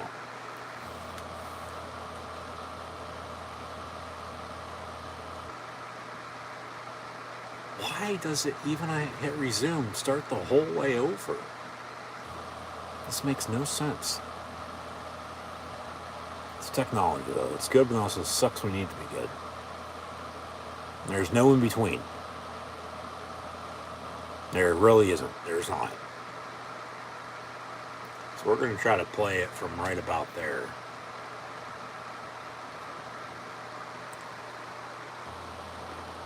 And hopefully this works. And if not, we're going to have to, maybe third time's a charm, try it again. Come on now. Come on, man. What the hell? I believe it was also Survivor Series. Whether it was last year, the year before, whenever it was. Streaming. And it wouldn't let me watch it a couple of days later. Like, it's that one pay-per-view that I normally don't watch it live. I don't. because of it being football season. In Survivor Series of the Big Four, Big Five, it's old school, yes, but storyline wise, it makes sense to an extent, but it also doesn't. But now WarGames, god damn it, I don't know what the hell the deal is now, but we're gonna try this again.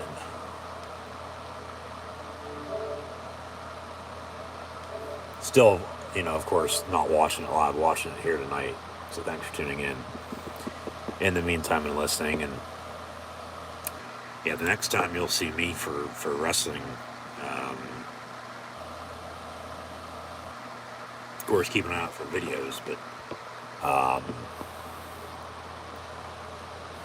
course, for Monday Night Football, WWE Monday Night Raw as well. But then,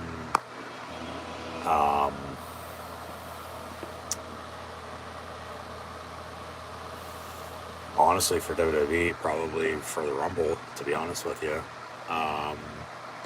AEW will have a couple TV specials, so we'll probably tune in for those. But other than that, not really much. Alright, we're going to try to play it from here again. Which is the end. Okay, we're going to let it play from here so we don't have any more trouble. But the end of the Ronda Rousey Shotzi Blackheart match that should be about over.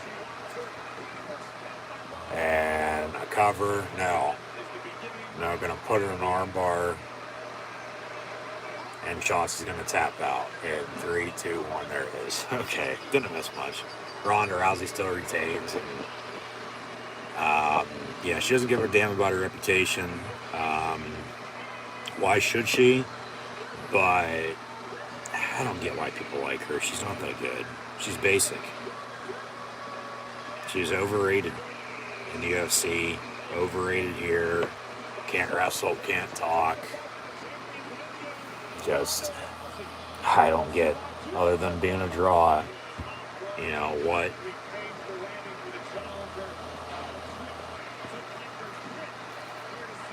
She's done good, let alone what they see, in her. She thinks she, is all that, her shit don't stink. But, well, she calls her the baddest bitch on the planet. Ain't no way in fucking hell. Says she's the champ, walks off, fade to black, and that's it. So I guess not to fast forward through these commercials now. But up next, it's going to be the United States Championship match, and then the main event Bloodline WarGames match.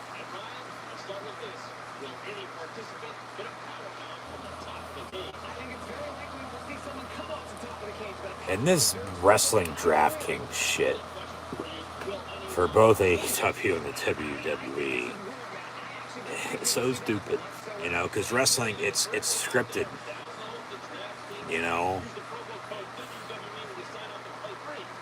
It's not like an actual real game. Like, it's scripted, it's pre-planned with the winners.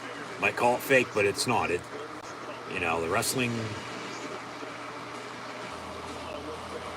They give us a WrestleMania video package for WrestleMania 40. Make it that 39 with 40 another year and a half away. But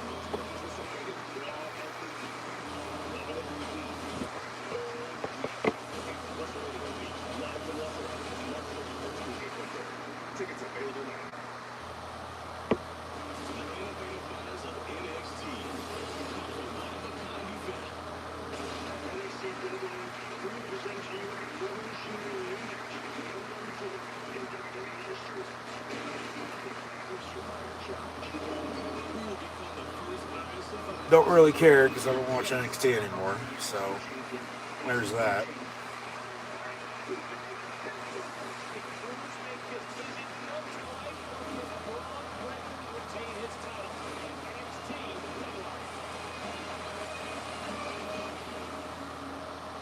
But they promote that show, and now we go backstage to Roman Reigns. You want to talk to me? Says Sami Zayn. And the honorary use sits down, and Reigns always has time to talk. Big night. Let me ask you about last night, says Reigns. So, were you talking to Owens?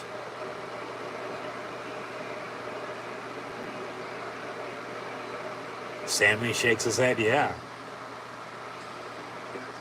I talked to him. What'd you talk about? Let me ask you this. What'd you talk about? Or why'd you lie to Jay? Yeah, because Jay was listening on the other side of the door. Sammy got some inside info. Yeah, the advantage didn't go their way, though. But the thing is, Reigns and the Bloodline are going to find a way to win this WarGames match tonight. And it doesn't matter.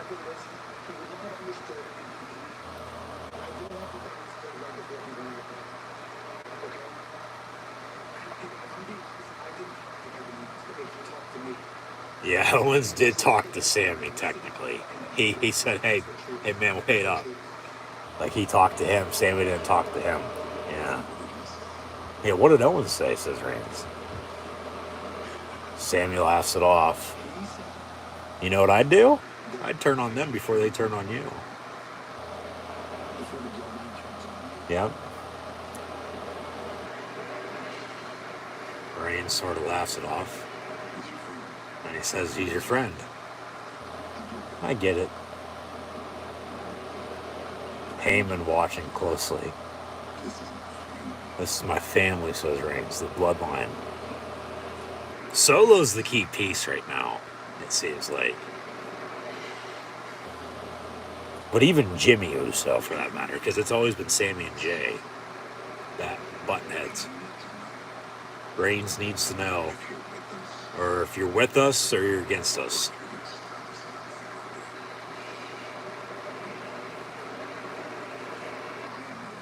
I am with you. I'm not going to do that.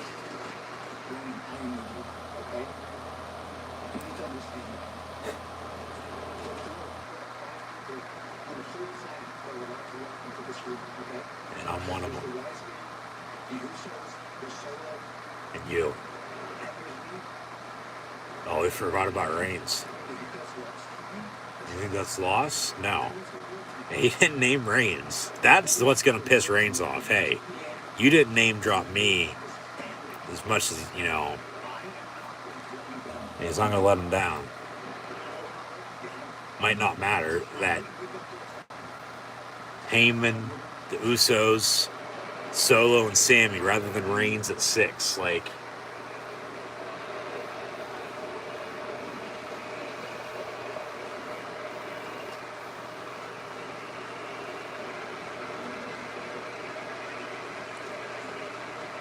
Sammy and Reigns tearing each other down. And Reigns gets up. And Reigns tells Sammy to get up.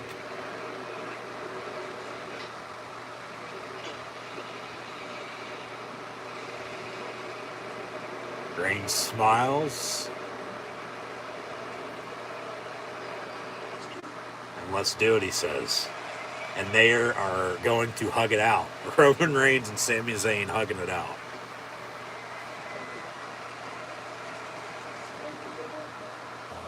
But then as Sammy hugs him back, Reigns loses the smile. Yeah, so eventually one or the other is going to happen. And that's either Reigns and the Bloodline turn on Sammy or Sammy's going to turn on them. And then it's, you know, rumored that, okay, it'll be Owens and Zayn going up against the Usos. Because that's what I've said before, like, just get to the point of Reigns and then Rock returning, you have that at Mania. But you have this Sami Zayn feud in the middle, unless you'd add something else in it still. So we'll see, honestly, what happens this week now on Raw and SmackDown, and then we'll go from there.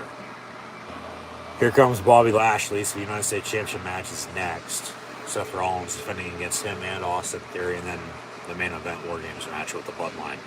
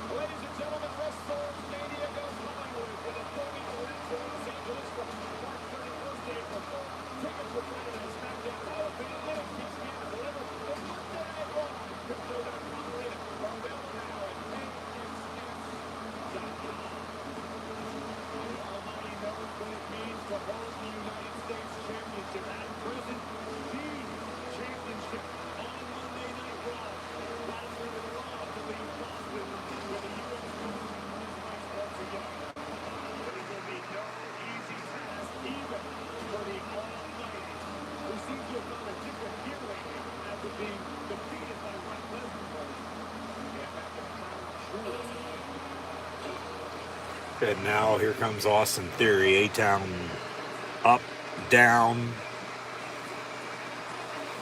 but all day for Theory, who they change up his, those Beyblade blades? Yeah, Beyblade Burst Squad Drive. They add that into his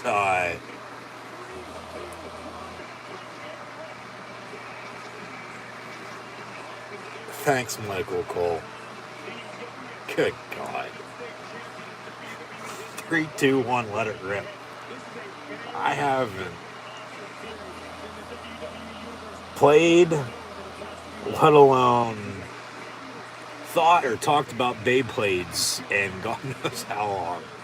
Like, you gotta go all the way right back to elementary school. But they add that into his entrance. Titantron, they went from the A-Town down to showing off Beyblades. Like, what the hell? But now they're about to serenade Mr. Nickname as he will burn it down in Survivor Series, Seth frickin' Rollins. The architect, the visionary, the United States champion, Seth frickin' Rollins. And he should retain, I would have to think.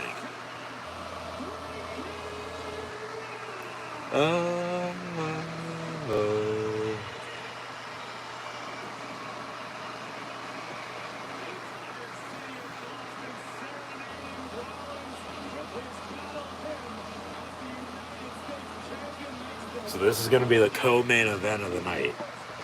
And then we'll have the WarGames main event with the Bloodline inside of the WarGames cage. So we'll probably be on, I bet you, any money for probably about another hour or so. Give or take. We'll see how long this match goes for. I mean, everything else, I mean, the WarGames women's match was, what, about a half hour? Maybe 35, 40 minutes. So you'd have to think the same for the main event. Okay, but you're adding in entrances, and then the couple other matches, what, they've gone 10, 15, maybe 20 minutes at a max. So I'd have to think the same for this. Anywhere in between, and then there's that.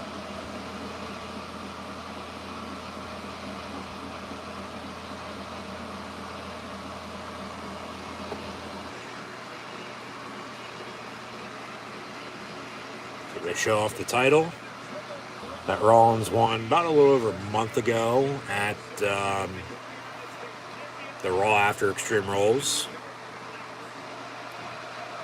Defeat did Bobby Lashley for that title then.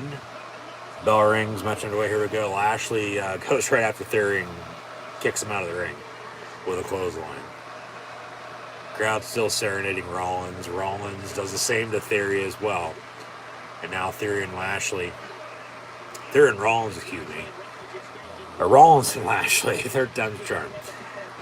Go at it in the middle of the ring. As Theory got clotheslined by both Lashley and Rollins ringside to begin this match. But yeah, Rollins held the title since. Of course, Lashley had Lesnar at Crown Jewel. Brock will be back again here before too long, you'd have to think. And then we'll see the deal. Maybe have a trios gauntlet type of match there with Lesnar and Lashley as well. Like I said, it seems like that's what they're going to do with AJ and Finn. But we'll see.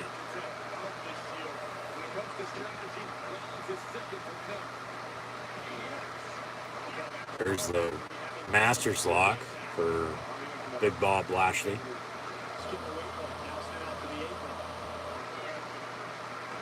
Rollins gets swept under his feet ringside by Theory, and Theory going to throw him in the barricade. Surprisingly, nobody's gone through the Timekeepers area yet. So, especially with the last match going to be inside WarGames, unless they fight ringside, which they could. And Lash is in this match, and knowing the spear is going to be coming at some point. I want to be, they're already fighting ringside. I'm surprised if, Lash is going to spear Rollins and Theory through that barricade through the Timekeepers area, because 9 times out of 10 that's exactly what happens. So we'll see. But Theory now in control in the ring on Lashley. Vertical suplex. Down goes Theory. And then Rollins off the top rope. Lashley catches him, slams him down. And then an elbow.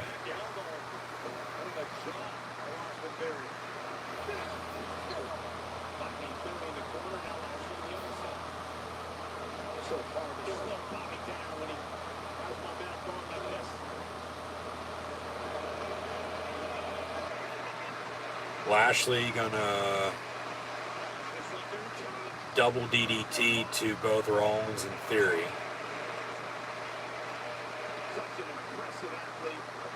Now pick up Theory on his shoulders. And then rams into Rollins, so down go both of them again.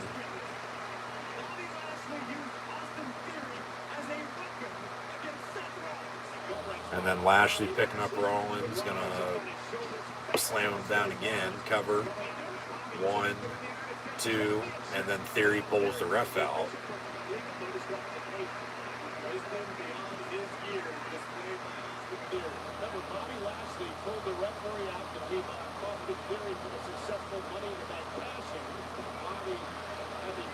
Lashley chasing down Theory. And then Theory going to go into the barricade, over the barricade actually, in the Timekeepers area. And then Theory with a steel chair. Lashley catches it though, and then hits him with the right hand.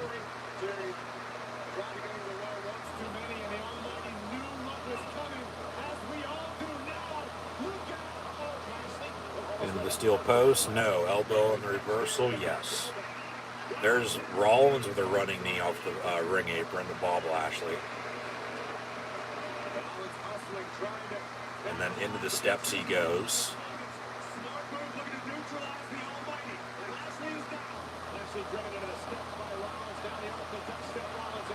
Rollins grabbing the steps. There's Theory with a right hand.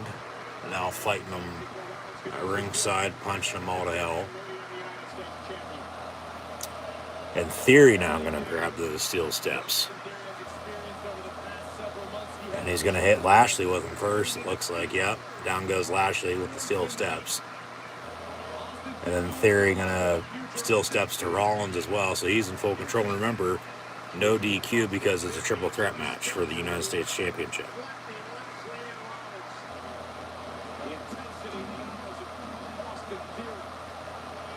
And Theory with the steps again. Right back to Bobby Lashley. Actually threw him at him this time, and down goes Lashley again. And then Theory throws Rollins into the ring. Rolls through, drop kick, cover. 1, 2, kick out. Match continues. Rollins, for the time being, still United States champion. I still think he's going to retain one way or another. I'd be shocked otherwise. Especially if it's Lashley. I mean, I could understand Theory because they're trying to, get him going again, but if you have Rollins lose, what the hell are you going to do with him? You'll figure something out. Maybe he's next in line for Reigns. In between Sammy and then Rock. Because that's sort of what they did last year at the Rumble. Remember, Rollins challenged Reigns.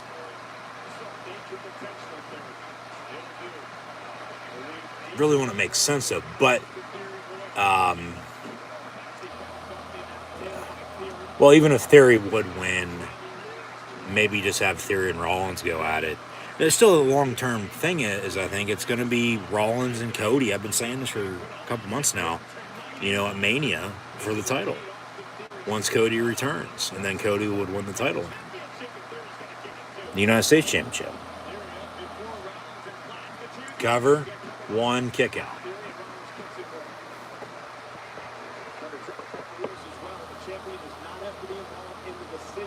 Theory in control.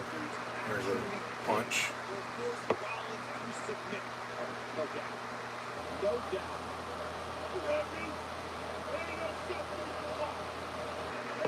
You're not Seth frickin' Rollins, I am.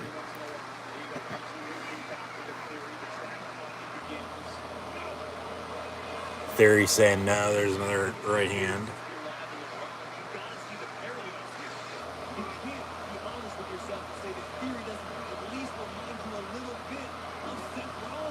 I don't know about that, Graves.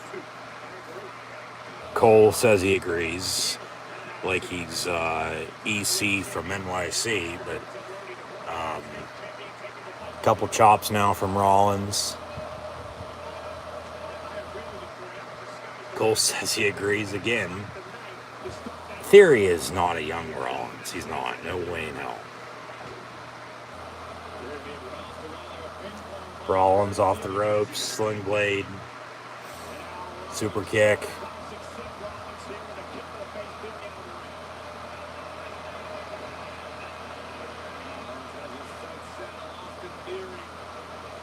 Rollins off the ropes, suicide dive to Lashley, who's back up on his feet.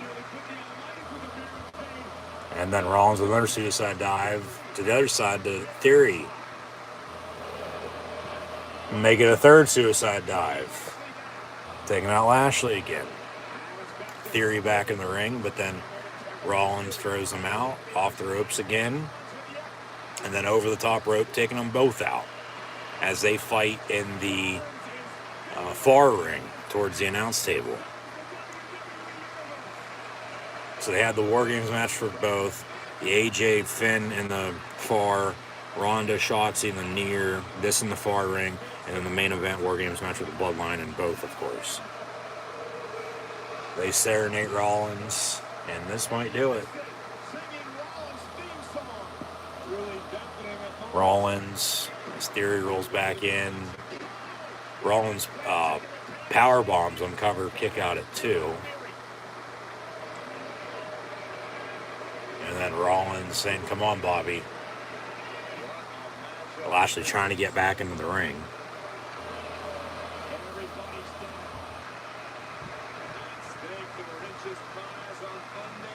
And then Rollins kicks Lashley out of the ring. Like, all right, you want to come on and get in here and want some, I'm going to kick your ass out. So in the corners, Rollins probably going to go for a stomp here. As they'll serenade him. Oh, but yeah, here comes the stomp from Rollins on Theory.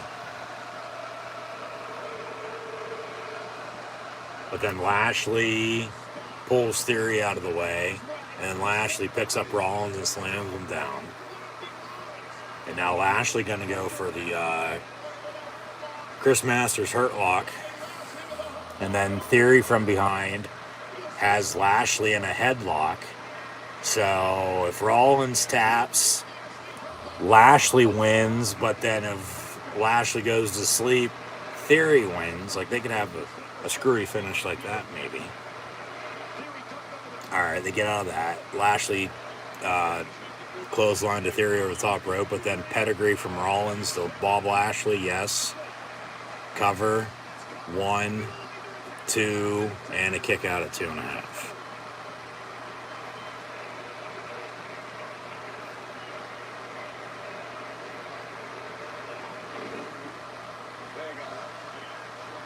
So the stomp missed because Lashley pulled him that way. Then the slam, and then the hurt lock, and then the headlock, and then they're all down and out. Theory ringside, so watch out for his little sneaky ass. Let's get Rollins chant from the crowd. Rollins going to go for another stomp. Actually, no, he's going to climb to the top rope.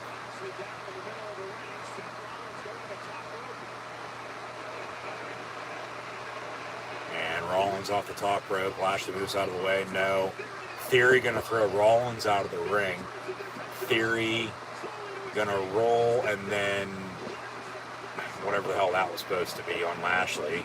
It says A-Town down, but oh, come on. Not like this.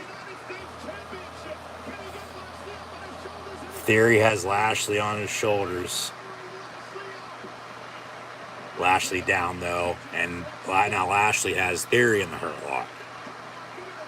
Where's Rollins at?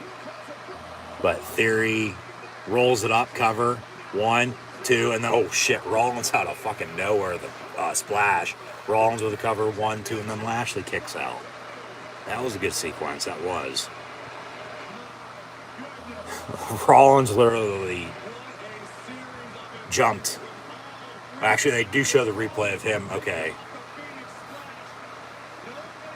Oh, that was before that. Yeah, that's right, because he got thrown out. But literally, like, he came out of the camera. That's how the splash connected. Well, there's that replay, that angle of it. All right. And then the kick out. See, a match continues still. And then an aerial shot of the crowd.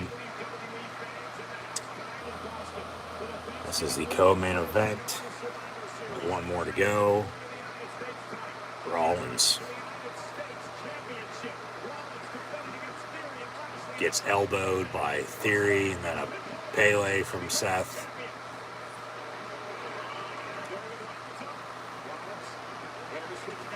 There's a forearm by Seth, and then neck breaker. Nope. Theory with a forearm of his own. And now Theory going to go for a pedigree on Rollins. But then Rollins has Theory up, and he's going to put both of them in the hurt lock. And if they both tap, Lashley wins. Or hell, even if one of them taps, Lashley wins. Now into the corner he goes. And then Lashley misses on the spear. Yeah, in the corner he goes. Rollins with some super kicks.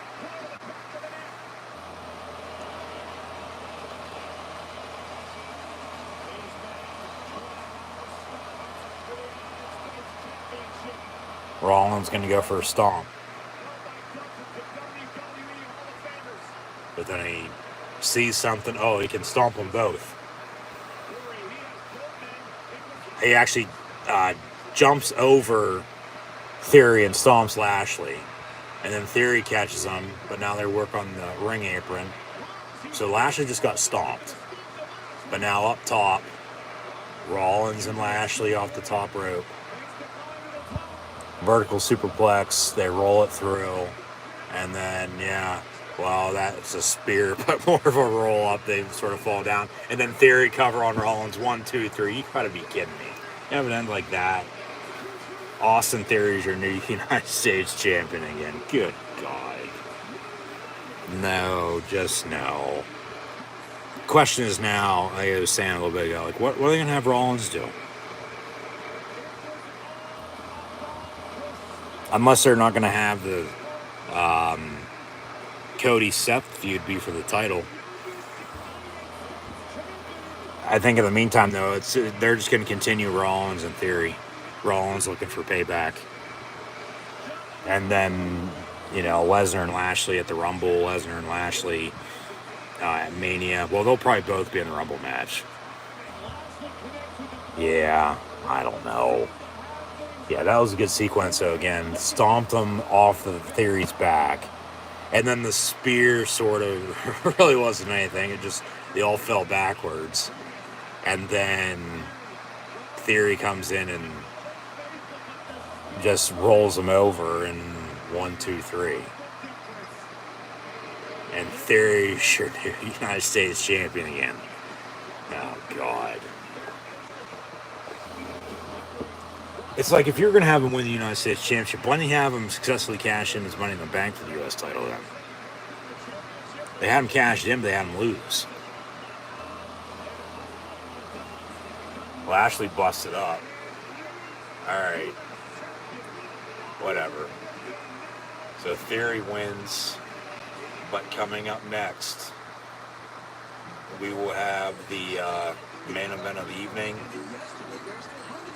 The men's WarGames match with Roman Reigns and the Bloodline, which features, of course, Jimmy and Jey Uso, the Usos, the tag team champions. So is Sikoa, and also the honorary Uso, Sami Zayn, or Sami Uso, if you will. And then the Brawling Brutes, Sheamus, Rich Holland, and Pete Dunne Butch, with McIntyre and Kevin Owens. As they show us another Royal Rumble video package. That'll be the next pay-per-view, and now officially from the time I'm watching this Survivor Series, less than 2 months away. From November 26th, from when Survivor Series was the other night, to tonight, November the 29th. January 28th is when the Royal Rumble is. Yeah. And then a couple weeks after that, they'll have Elimination Chambers, they've already announced, and then WrestleMania early April. So no day one in between, as they had last year.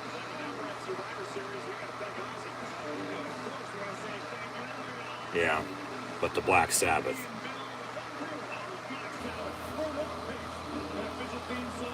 But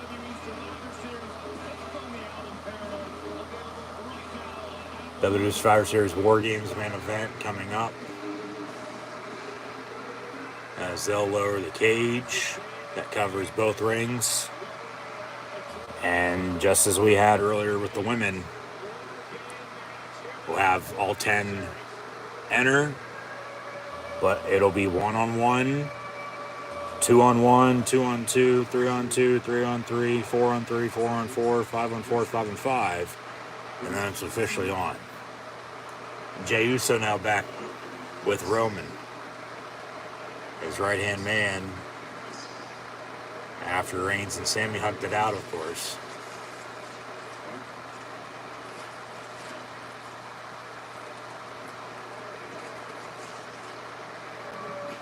What's Reigns thinking about is the question. So yeah, the Bloodline, Roman Reigns, Jimmy and Jey Uso, the Usos, so is Sikoa, and Sami Zayn, Sheamus, Rich Holland, Butch, formerly known as Pete Dunne, and Drew McIntyre and Kevin Owens, and here's the video package. Or actually, no, here's the pyro for the match. And then they'll have entrances. And like I said, one-on-one, here comes Kevin Owens, the prize fighter himself. Crowd going absolutely nuts.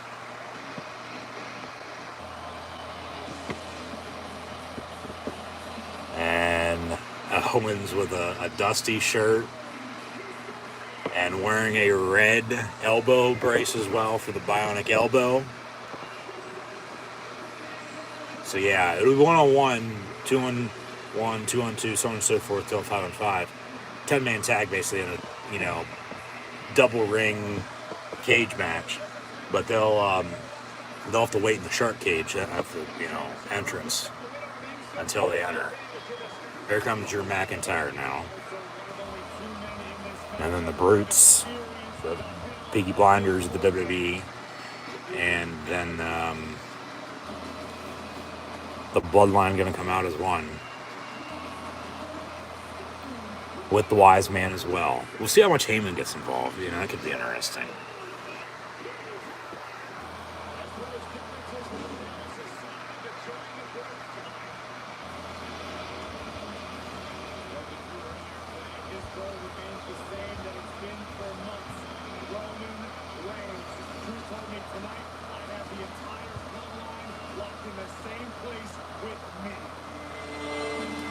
So now here comes Sheamus and company.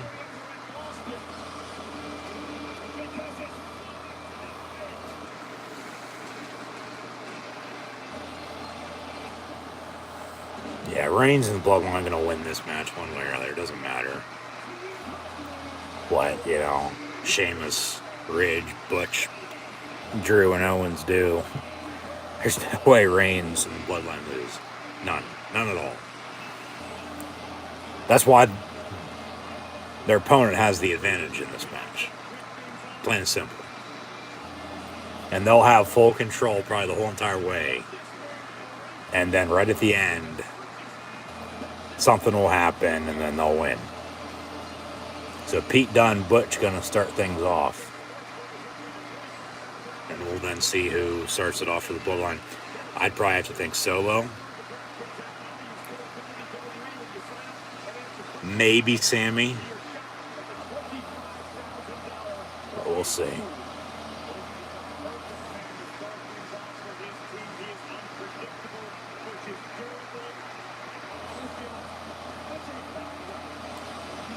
But as they're in Boston, as Michael Cole said, fight night for Sheamus and the Brutes. Talk about Irish. And pop the top. Because here comes the Bloodline. We the ones. Throw them up. The big dog. Tribal chief. Who sits at the head of all of our tables. Whether you like him or not. He's the undisputed WWE Universal Heavyweight Champion of the world. On God mode. Be sure to acknowledge him if you haven't done so already. Roman Reigns with his cousins, the Usos, and Solo Sikoa. And the honorary Us, Sami Zayn. With the Wise Man, Paul Heyman, carrying the titles. We the ones. Got myself a foam finger of the Bloodline recently on my head as well. So you'll see that eventually. But the question is, who's starting this match off for the Bloodline? I think it has to be Solo or Sammy. It might be the right-hand man, though, Jay. Hey, go out and start this thing off, and we'll go from there.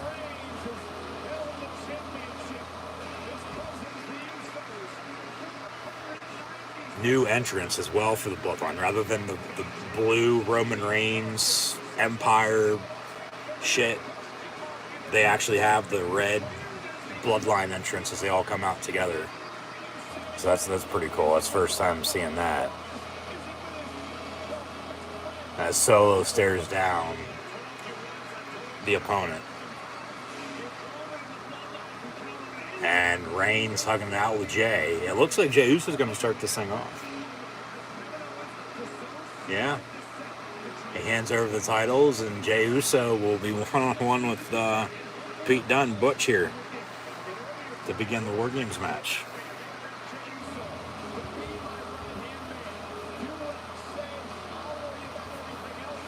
So we the ones.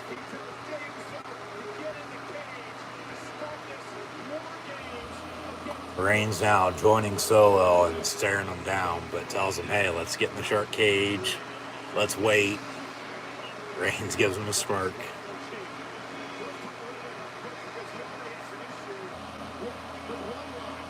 As Reigns hands over the titles and his necklace.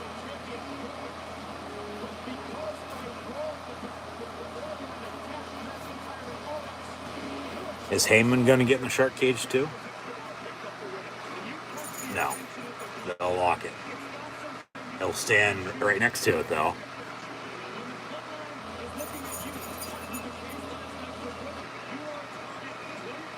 And Jay in the ring.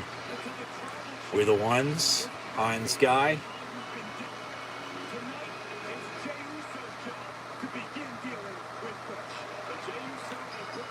And as one's in one ring, the other in the other ring, bell rings, match underway. So 1-on-1 right now with Jey Uso and Pete Dunne Butch. 5 minutes though until either Sheamus, Rich Holland, probably Ridge, and then Jimmy will come out. Then I'd have to think it'd be 2-on-2 with the tag teams. About to get your ass kicked. But yeah, 5 minutes until either, like I said, Sheamus, Rich Holland, along with McIntyre, Owens enter, and then it's 2-on-1 and then 2-on-2. But then after the 5-minute countdown clock, it's then 3 minutes the rest of the way, and then until it's 5-on-5 with all 10 of them, which Reigns is going to be coming out last for sure for his team. Owens probably will for Sheamus, Drew, and himself. That's officially when the match begins, even though it's already started. So.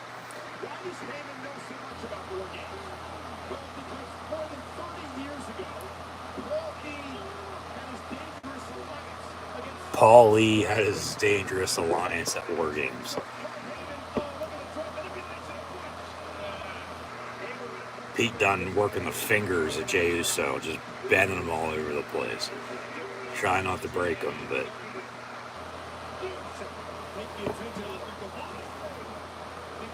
Yeah, that's why I said, Heyman, how much is he going to get involved in this?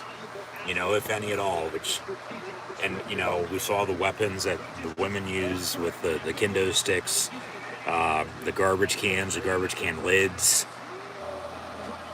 a couple steel chairs, the ladders, the tables that they also use as well. Like, how much is going to be used in this match, you know, in that regard. So, we'll see. But we should be done here, I don't know, a half hour or so, 40 minutes, just as long as the women's WarGames match as well. And then that'll be Survivor Series then for this year. And then no more pay-per-view until Royal Rumble.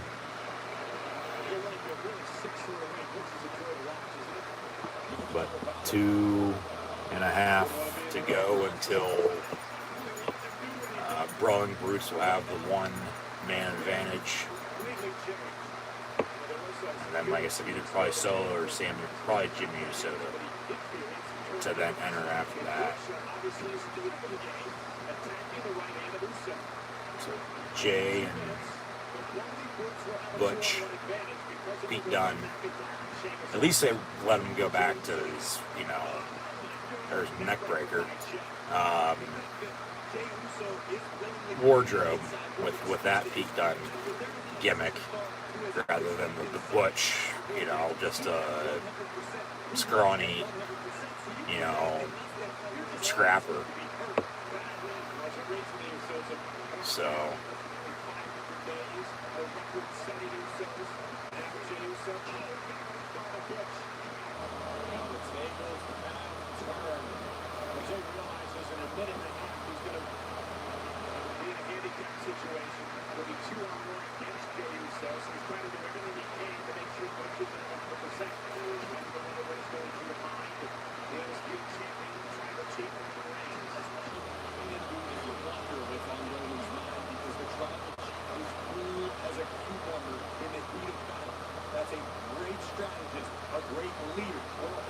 didn't give us any indication of where he thought Sami Zayn, his head is in all this. We're going to say he looked at Sami's eyes and he knows. Think about this.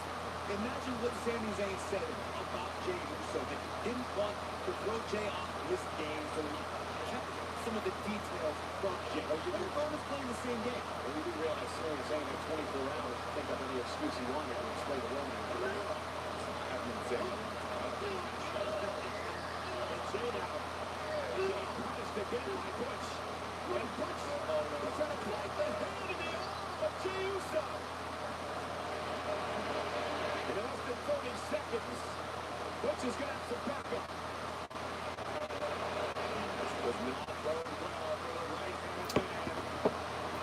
About 15 seconds until Jey Uso is going to be down 2-1 inside of WarGames. 5, 4, 3, 2, 1. It's going to be Ridge Holland. So Ridge and Butch 2-on-1 against Jey. So Jimmy Uso probably will be next. It might be Sami though. Have them work together. We'll see. But 3 minutes now rather than a 5-minute difference until somebody else enters. And then it'll be 2-on-2, 3-on-2, 3-on-3, 4-on-3, 4-on-4, 5-on-4, 5-on-5.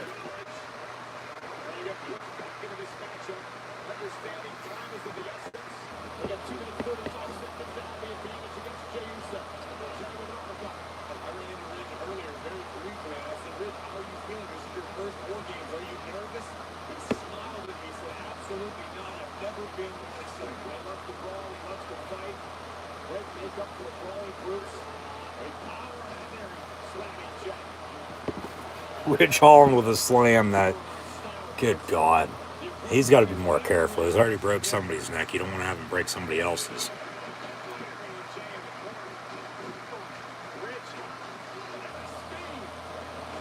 Ridge from corner to corner into Jey Uso.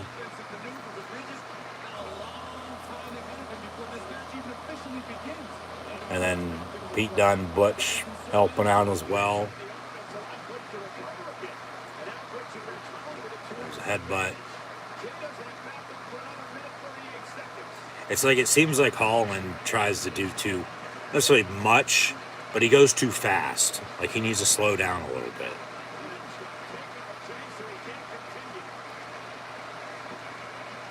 And then they, wasn't that great of a double team with kicking the back of the knee out and then also clotheslining his ass. So about a minute here till either, I think Jimmy or Sammy's coming out to help Jey. Might be Solo, but I highly doubt it. It ain't going to be Reigns, I can guarantee you that. He's coming out last.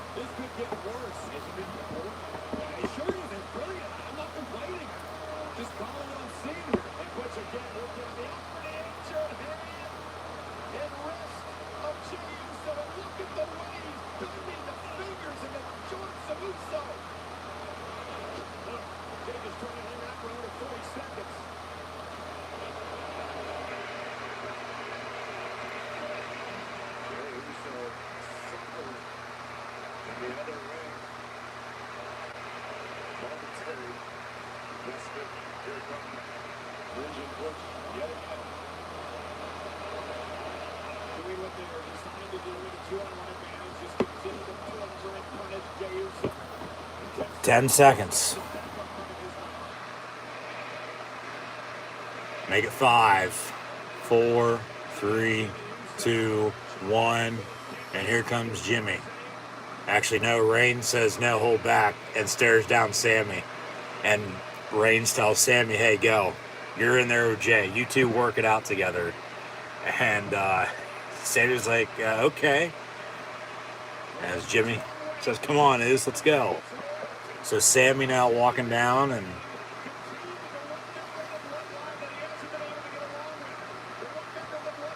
yeah, Sami and Jey Uso now going to have to get along, teaming up to take on Ridge and Pete Dunne, Butch. Sami's taking his good old time to get in the ring.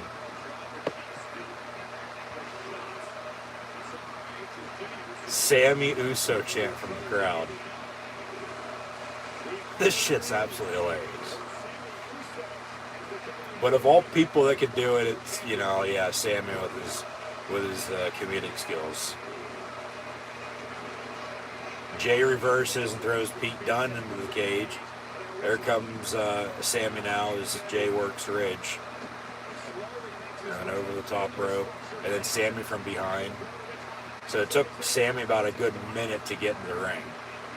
Still have no weapons being used, but Sammy and Jay are going to have to work it out. Sammy's just stomping Ridge all to hell now. Reigns sitting down in the corner in the shark cage. Calling the shots. Nice uppercut.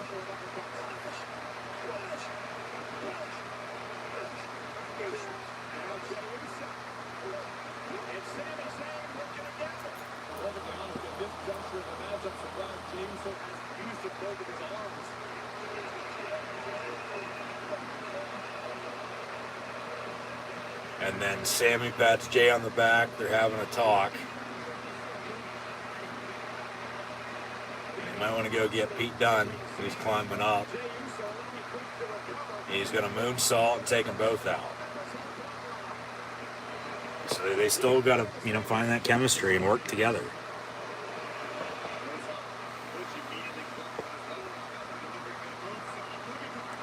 And then Ridge Holland picking up both Jey Uso and Sami Zayn.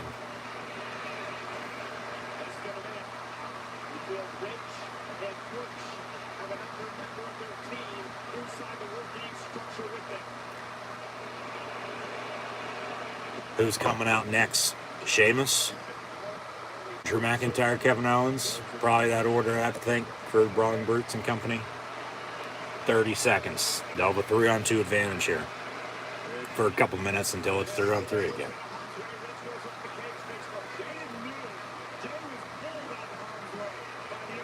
Yeah, Sammy just saved Jay's ass.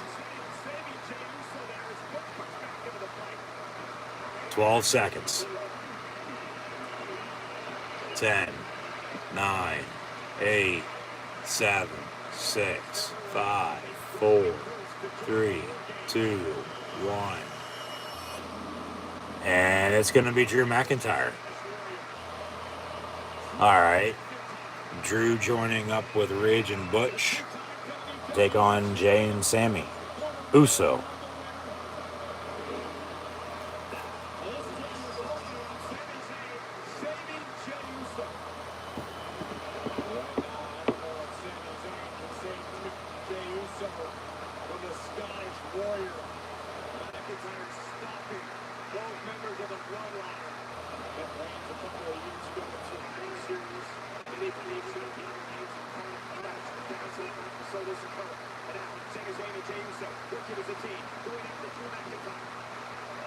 So Drew with a couple big clotheslines as he's in the match now.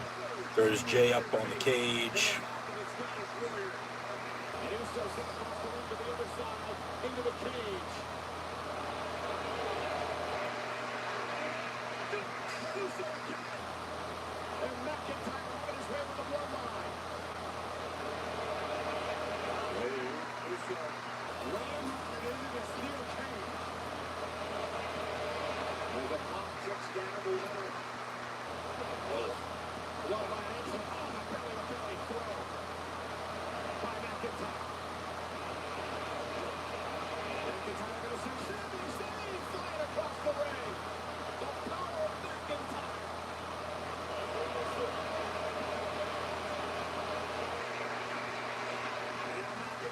Drew the spine buster on Jay. Is he there yet? Minute 20 until probably Jimmy Uso this time, but maybe hell even Solo comes out. Be even once again.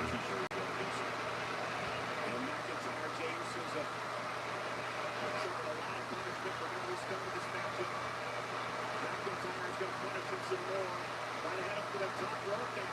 Sami Zayn again, coming to the aid of Jey Uso. And Ridge makes Sami pay.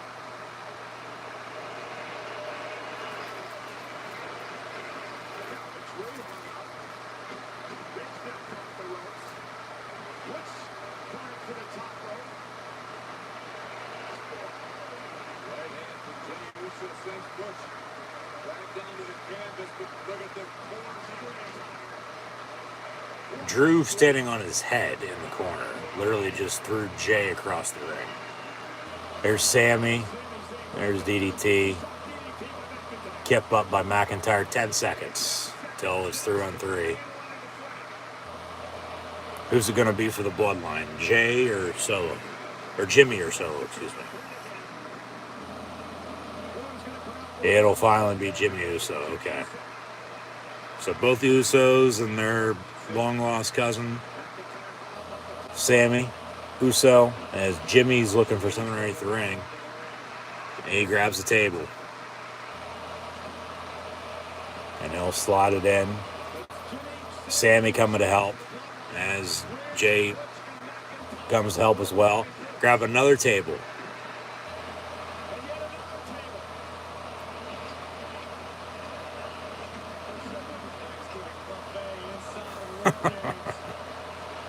And third time's a charm, third table from Jimmy Uso.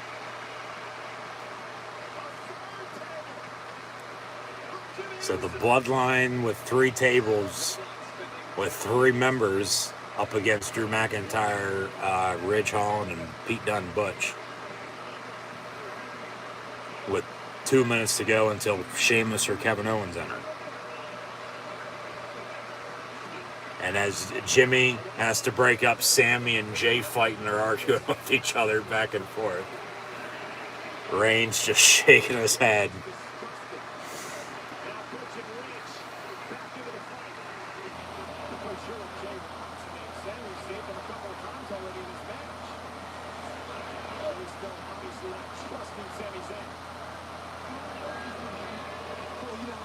They could swerve us. How could they get us to the point of Jay turning on the bloodline?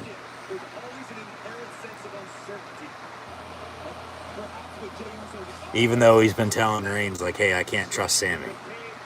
Like, that'd be something like Jay turns on them rather than Sammy. And then you put Jimmy and Sammy together.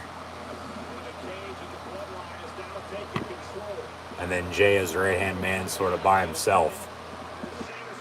I don't think they'd do that, but that would be a shock to a lot of people, I'd have to think. That Reigns aligns himself with Sammy rather than Jay. And then it backfires on him that, hey, you know, like you were right all along, like one of those. Speaking of the big dog, he joins us to watch the conclusion to Survivor Series. What's up, buddy? How you doing?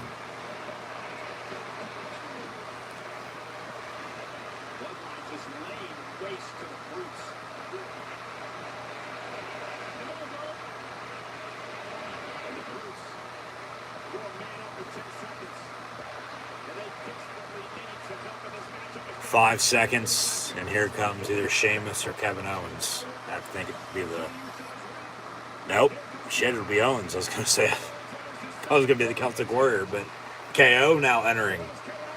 Owens looking underneath the ring for something. And Kevin Owens with a couple steel chairs. Kevin Owens with a couple more steel chairs. So as the Usos grab 3 tables, Owens with 3 steel chairs, and to the Usos, to the gut with the steel chairs, and out of the backs. And then they smack steel chairs together.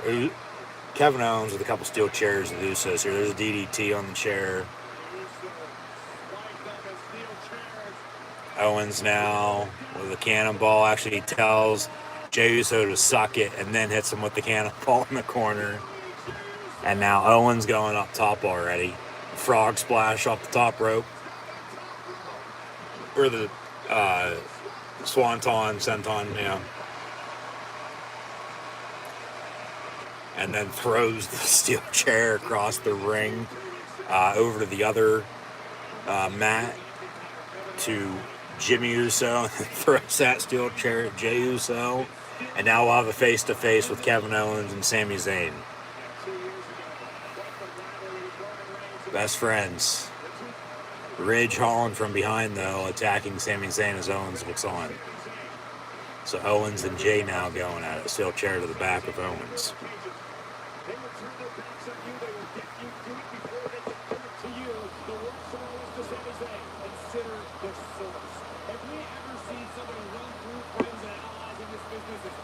Uppercut, and then McIntyre with a vertical suplex from the midsection of the ring, the connector, into the other ring on Sami Zayn.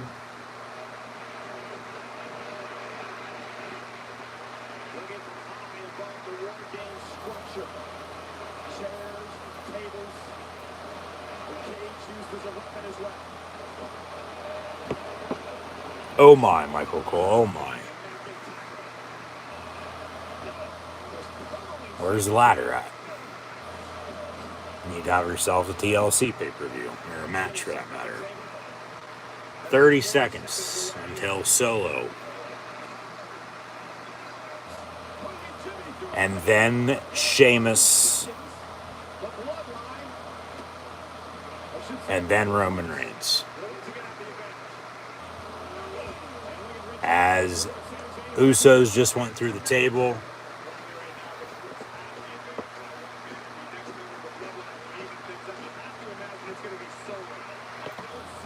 Yeah.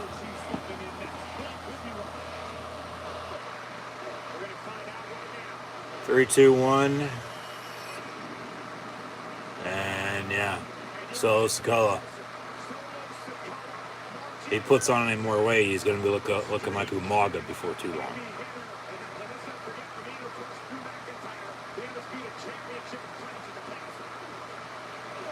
So 3 minutes until Sheamus, 6 minutes until Reigns, and then 5 on 5.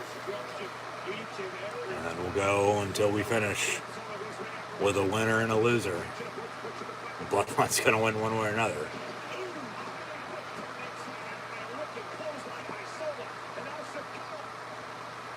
Solo sending Pete Dunne Butch into the side of the cage. There's Ridge Holland with an uppercut.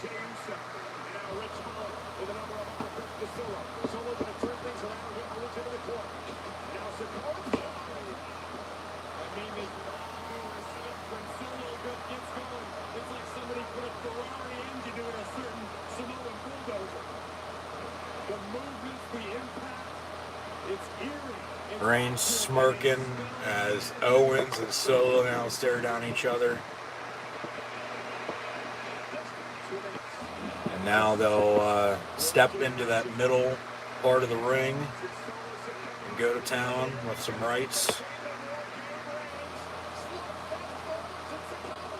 Headbutt.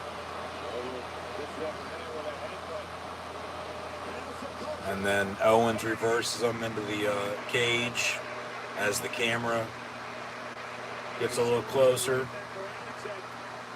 There's a super kick. And then another super kick.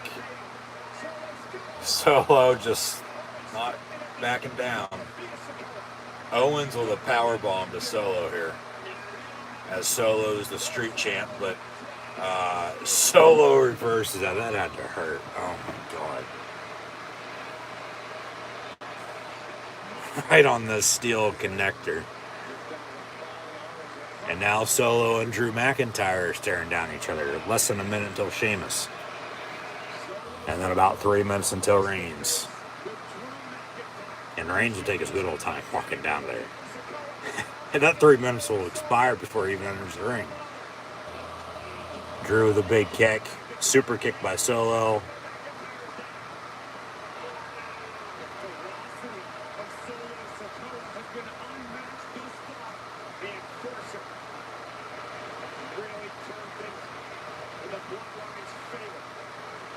Solo, well, True reverses it, takes him out. Looked like was going to go for Rikishi's move. Of course, his fathers, Jimmy and Jay and Solo, all brothers. Here comes Sheamus as he stares down Roman Reigns. But Reigns will be the last to enter in 3 minutes.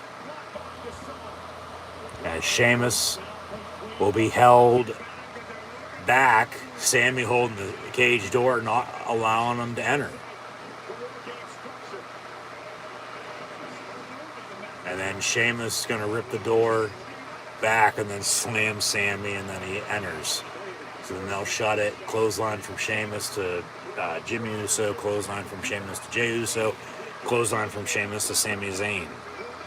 Sami Uso, if you will. 2-2-2 until Roman Reigns. Sheamus in full control, just taking everybody out.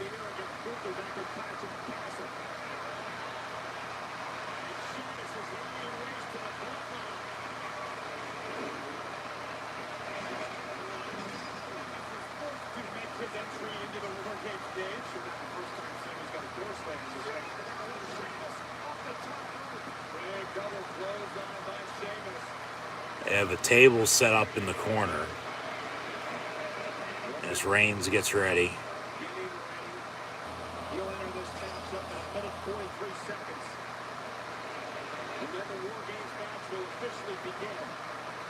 Sammy fighting back against Sheamus. That table's set up for a Reigns spear. And he's either going to spear somebody through it or he's going to completely miss and go through it himself. They're just waiting for Reigns. Or maybe set up for an Owens cannonball. They're just waiting for Reigns to get in the match. There's the Brutes taking out the Usos. And then McIntyre with Solo and Owens by himself. But Reigns should be coming out here in a minute.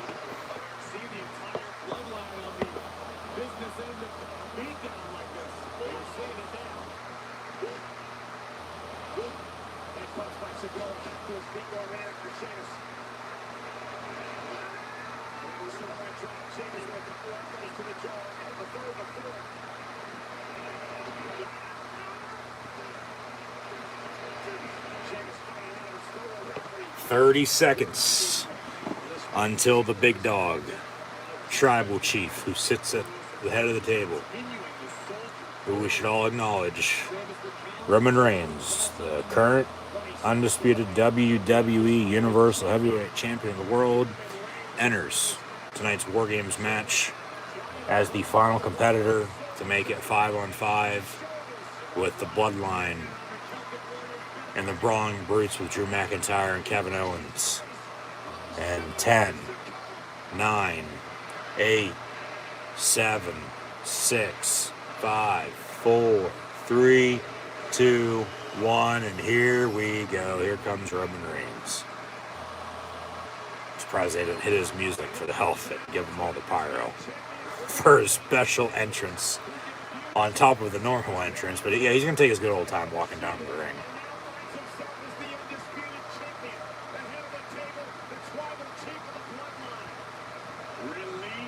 So he'll stand there now by the steps and wait.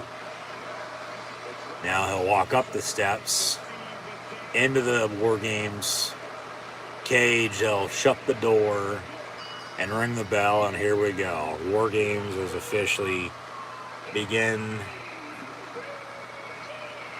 and it'll be the Bloodline, Roman Reigns, the Usos, Solo Sikoa, and the honorary Sami Zayn against the Brawling Brutes, Sheamus, Rich Holland, and Pete Dunne Butch with Drew McIntyre and Kevin Owens. Here we go.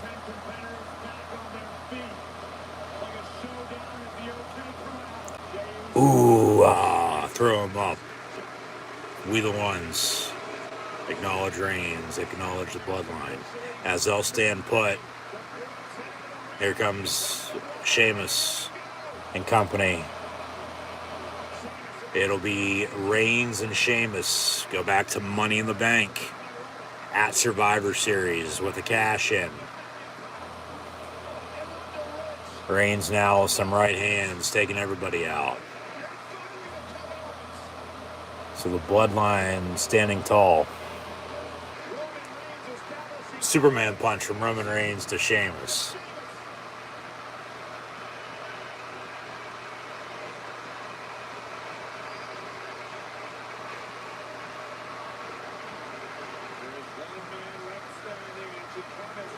Ooh, here comes Reigns with a spear on Sheamus, but no, a reversal with a kick, and then over the top rope into the other ring goes, well, in between the ring now, and that connector piece, ring apron basically, has them held, and they're going to try to hold them all back so then Sheamus can chop Reigns.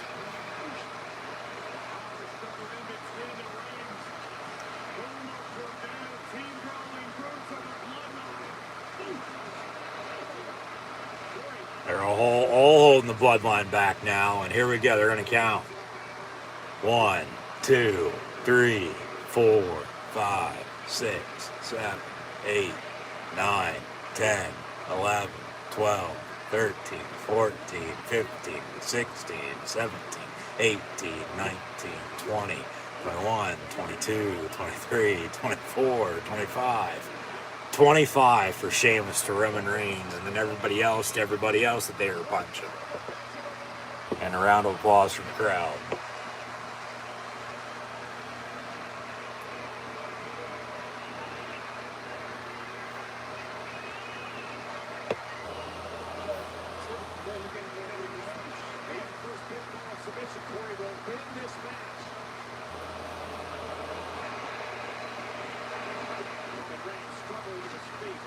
Reigns fighting back. But yeah, pinfall submission, the only way to win. So they're ganging up on Roman now. We had, earlier in this match, and, storyline-wise for the whole entire, bloodline as a whole, once Sammy's joined in with him and Jay getting along, or trying to get along. Do they finally get along and find a way to win this match is the question. Bro kick from Sheamus to Roman.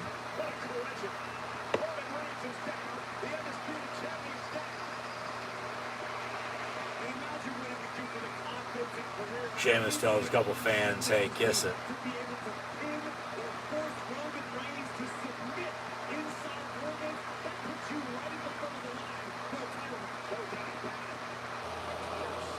And Sheamus gearing up for an even bigger bro kick. Fella, and then Solo goes down. Reigns with a spear on Sheamus, cover.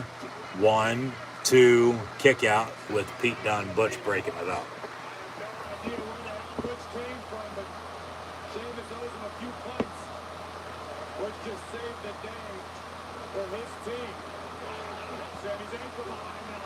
Sammy fighting back. You know who that is, says Sammy? That's the tribal chief. Acknowledge his ass. You understand who you're dealing with. Sammy's like a fucking capo in the mafia.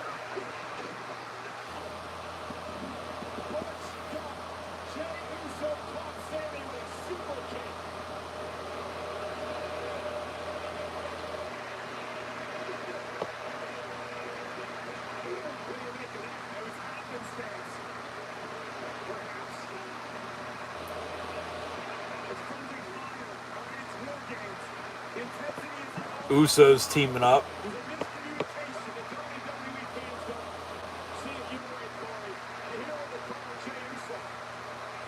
And, alright. Yeah, their masshole's alright.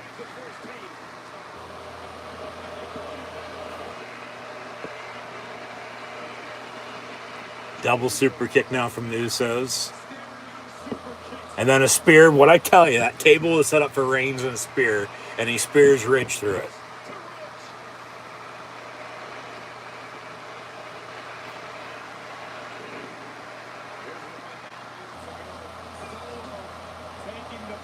couple of replays. Brogue kick, misfire with the super kick from Jey Uso to Sami Zayn, and then calling Jey an asshole. And then the Usos get together, and then Ridge is in position for a Reigns spear, which connected, and then here we go. And we got another table set up in the other ring. We got Drew McIntyre and Roman Reigns. Drew gonna powerbomb him, it looks like, but then the super kick from Solo to Drew. And then a rock bottom for Solo through the table on Drew McIntyre. And then Kevin Owens from behind. Owens with a stunner to Solo.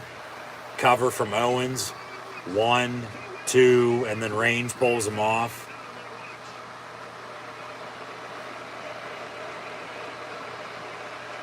And now Owens and Reigns staring each other down.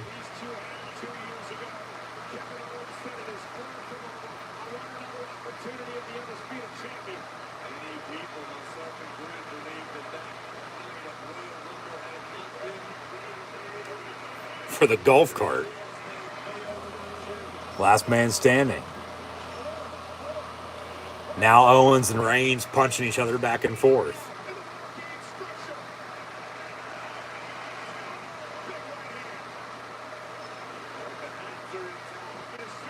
And then a stunner from Owens to Reigns. No. Superman punch again. Owens down on his knees.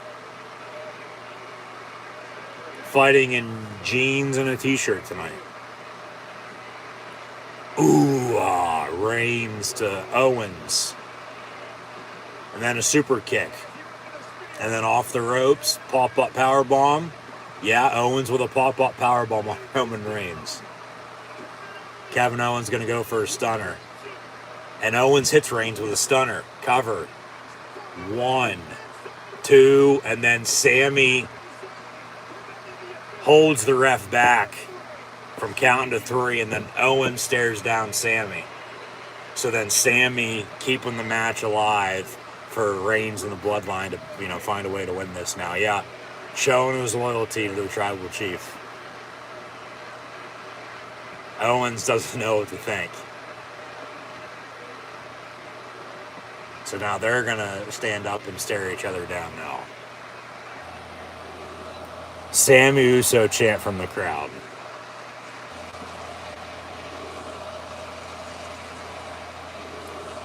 Owens just shakes his head like, what the fuck? What? Are you fucking kidding me? That's your family? You seriously just did that? That's your family? Huh? That's your family, says Owens. That's your family? That's your family. And then a super kick from Jimmy Uso. But Owens catches him, and then Sami Zayn with a low blow on Owens. That was good. That was good. That's going to have people talking. But Sami has aligned himself fully with the Bloodline.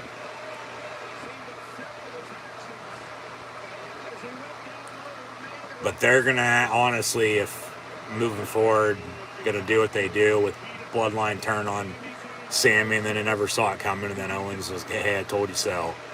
Or, Sami turns on them eventually. Finally realizes, hey, you were right. Let's do this. It's just going to be interesting how they do it. Sami and Reigns talking it over, and then a Luba kick from Sami to Kevin Owens. And then he catches him. They've done that before numerous times. Yeah, Sami's, as he stares down Jey Uso and says, hey, have at him. And then Jey going to go up top and hit a splash on Kevin Owens. And a cover. 1, 2, 3, and that's how it ends. And the Bloodline wins. Good match, even better finish. And then it's, like I said, just going to be interesting on how they do it. With either Sami turning on the Bloodline eventually or the Bloodline turning on him. We know it's coming. The thing is, we just don't know when or how they're going to do it.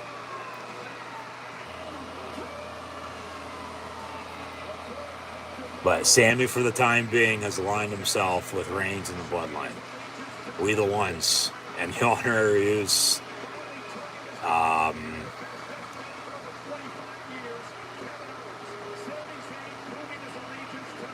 Yeah, proved his allegiance to Reigns and the Bloodline, turning on his best friend Kevin Owens, and allowing them to pick up the win with what he did. And now is moving forward. He gonna, stand by that, or is he eventually gonna regret what he did? As him and Reigns hug it out. But talk about storytelling, man. You can't get any better than this right now. They have everybody literally hooked. Palm in the hand. With Sami Zayn and the Bloodline.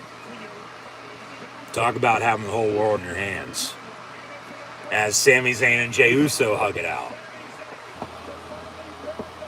And then Sami Zayn and Jimmy Uso hug it out. The other key part to it is mentioned as they have a handshake. Would Jay turn on the Bloodline potentially? Or does Reigns finally come to grasp, hey, seems like he's doing good for us, but maybe not, and then he turns on him. But Solo's a key piece to, watch out for too. We'll see what happens. It's going to be very interesting with how they do it. But in the long run, you still get to WrestleMania with Roman Reigns and The Rock. Now, if The Rock can't do anything with, schedule-wise on his end, it seems planned that that's what's going to happen. I think they'd be smart to do something with Reigns and Sammy then for Mania. But it seems like from now until the Rumble, now until Elimination Chamber, it's going to be all about the Bloodline, and then Roman Reigns and Sami Zayn, and who's turning on who as they show off replays. So we'll see what gives. We'll see what happens, but that's why we're going to have to tune in, of course, and watch. As Reigns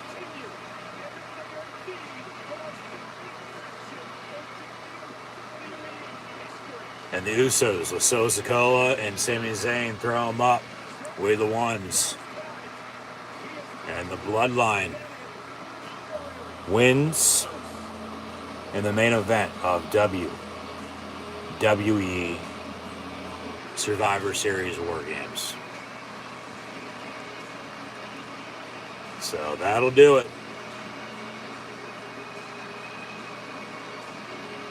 Reigns staring down Kevin Owens and then stares back at Sammy.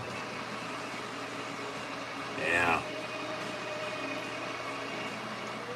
It's all fun and games until somebody loses an eye, though, I'll say that.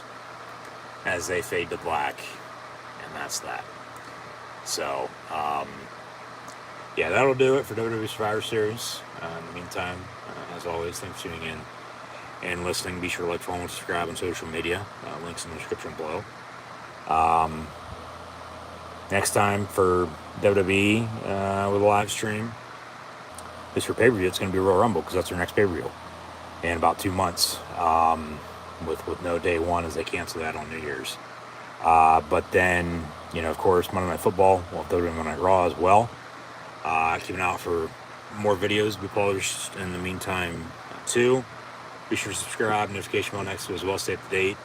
I will have some AEW live streams with their TV specials in the meantime as well, as they're coming out of full gear going to Revolution. But they'll have winners coming up shortly in a couple weeks, followed by a New Year's Smash, and then, of course, end of the New Year for them as well. But then for WWE, Royal Rumble, and then the road to WrestleMania. We'll see what happens, but it's going to be interesting to see how they do it. with Roman Reigns and Sami Zayn, with who's turning on who, and getting the Mania for Reigns and Rock. But that's what we got to watch. So you should tune back in. As always, thanks for tuning in, listening, watching. Be sure to like, follow, and subscribe. But in the meantime, yeah, that'll do it for myself, for Encyclopedia Sports, Kawhi and Luke 96. So Roman Reigns and the Bloodline stand tall. We the ones. They win in the main event, once again, of WWE Survivor Series.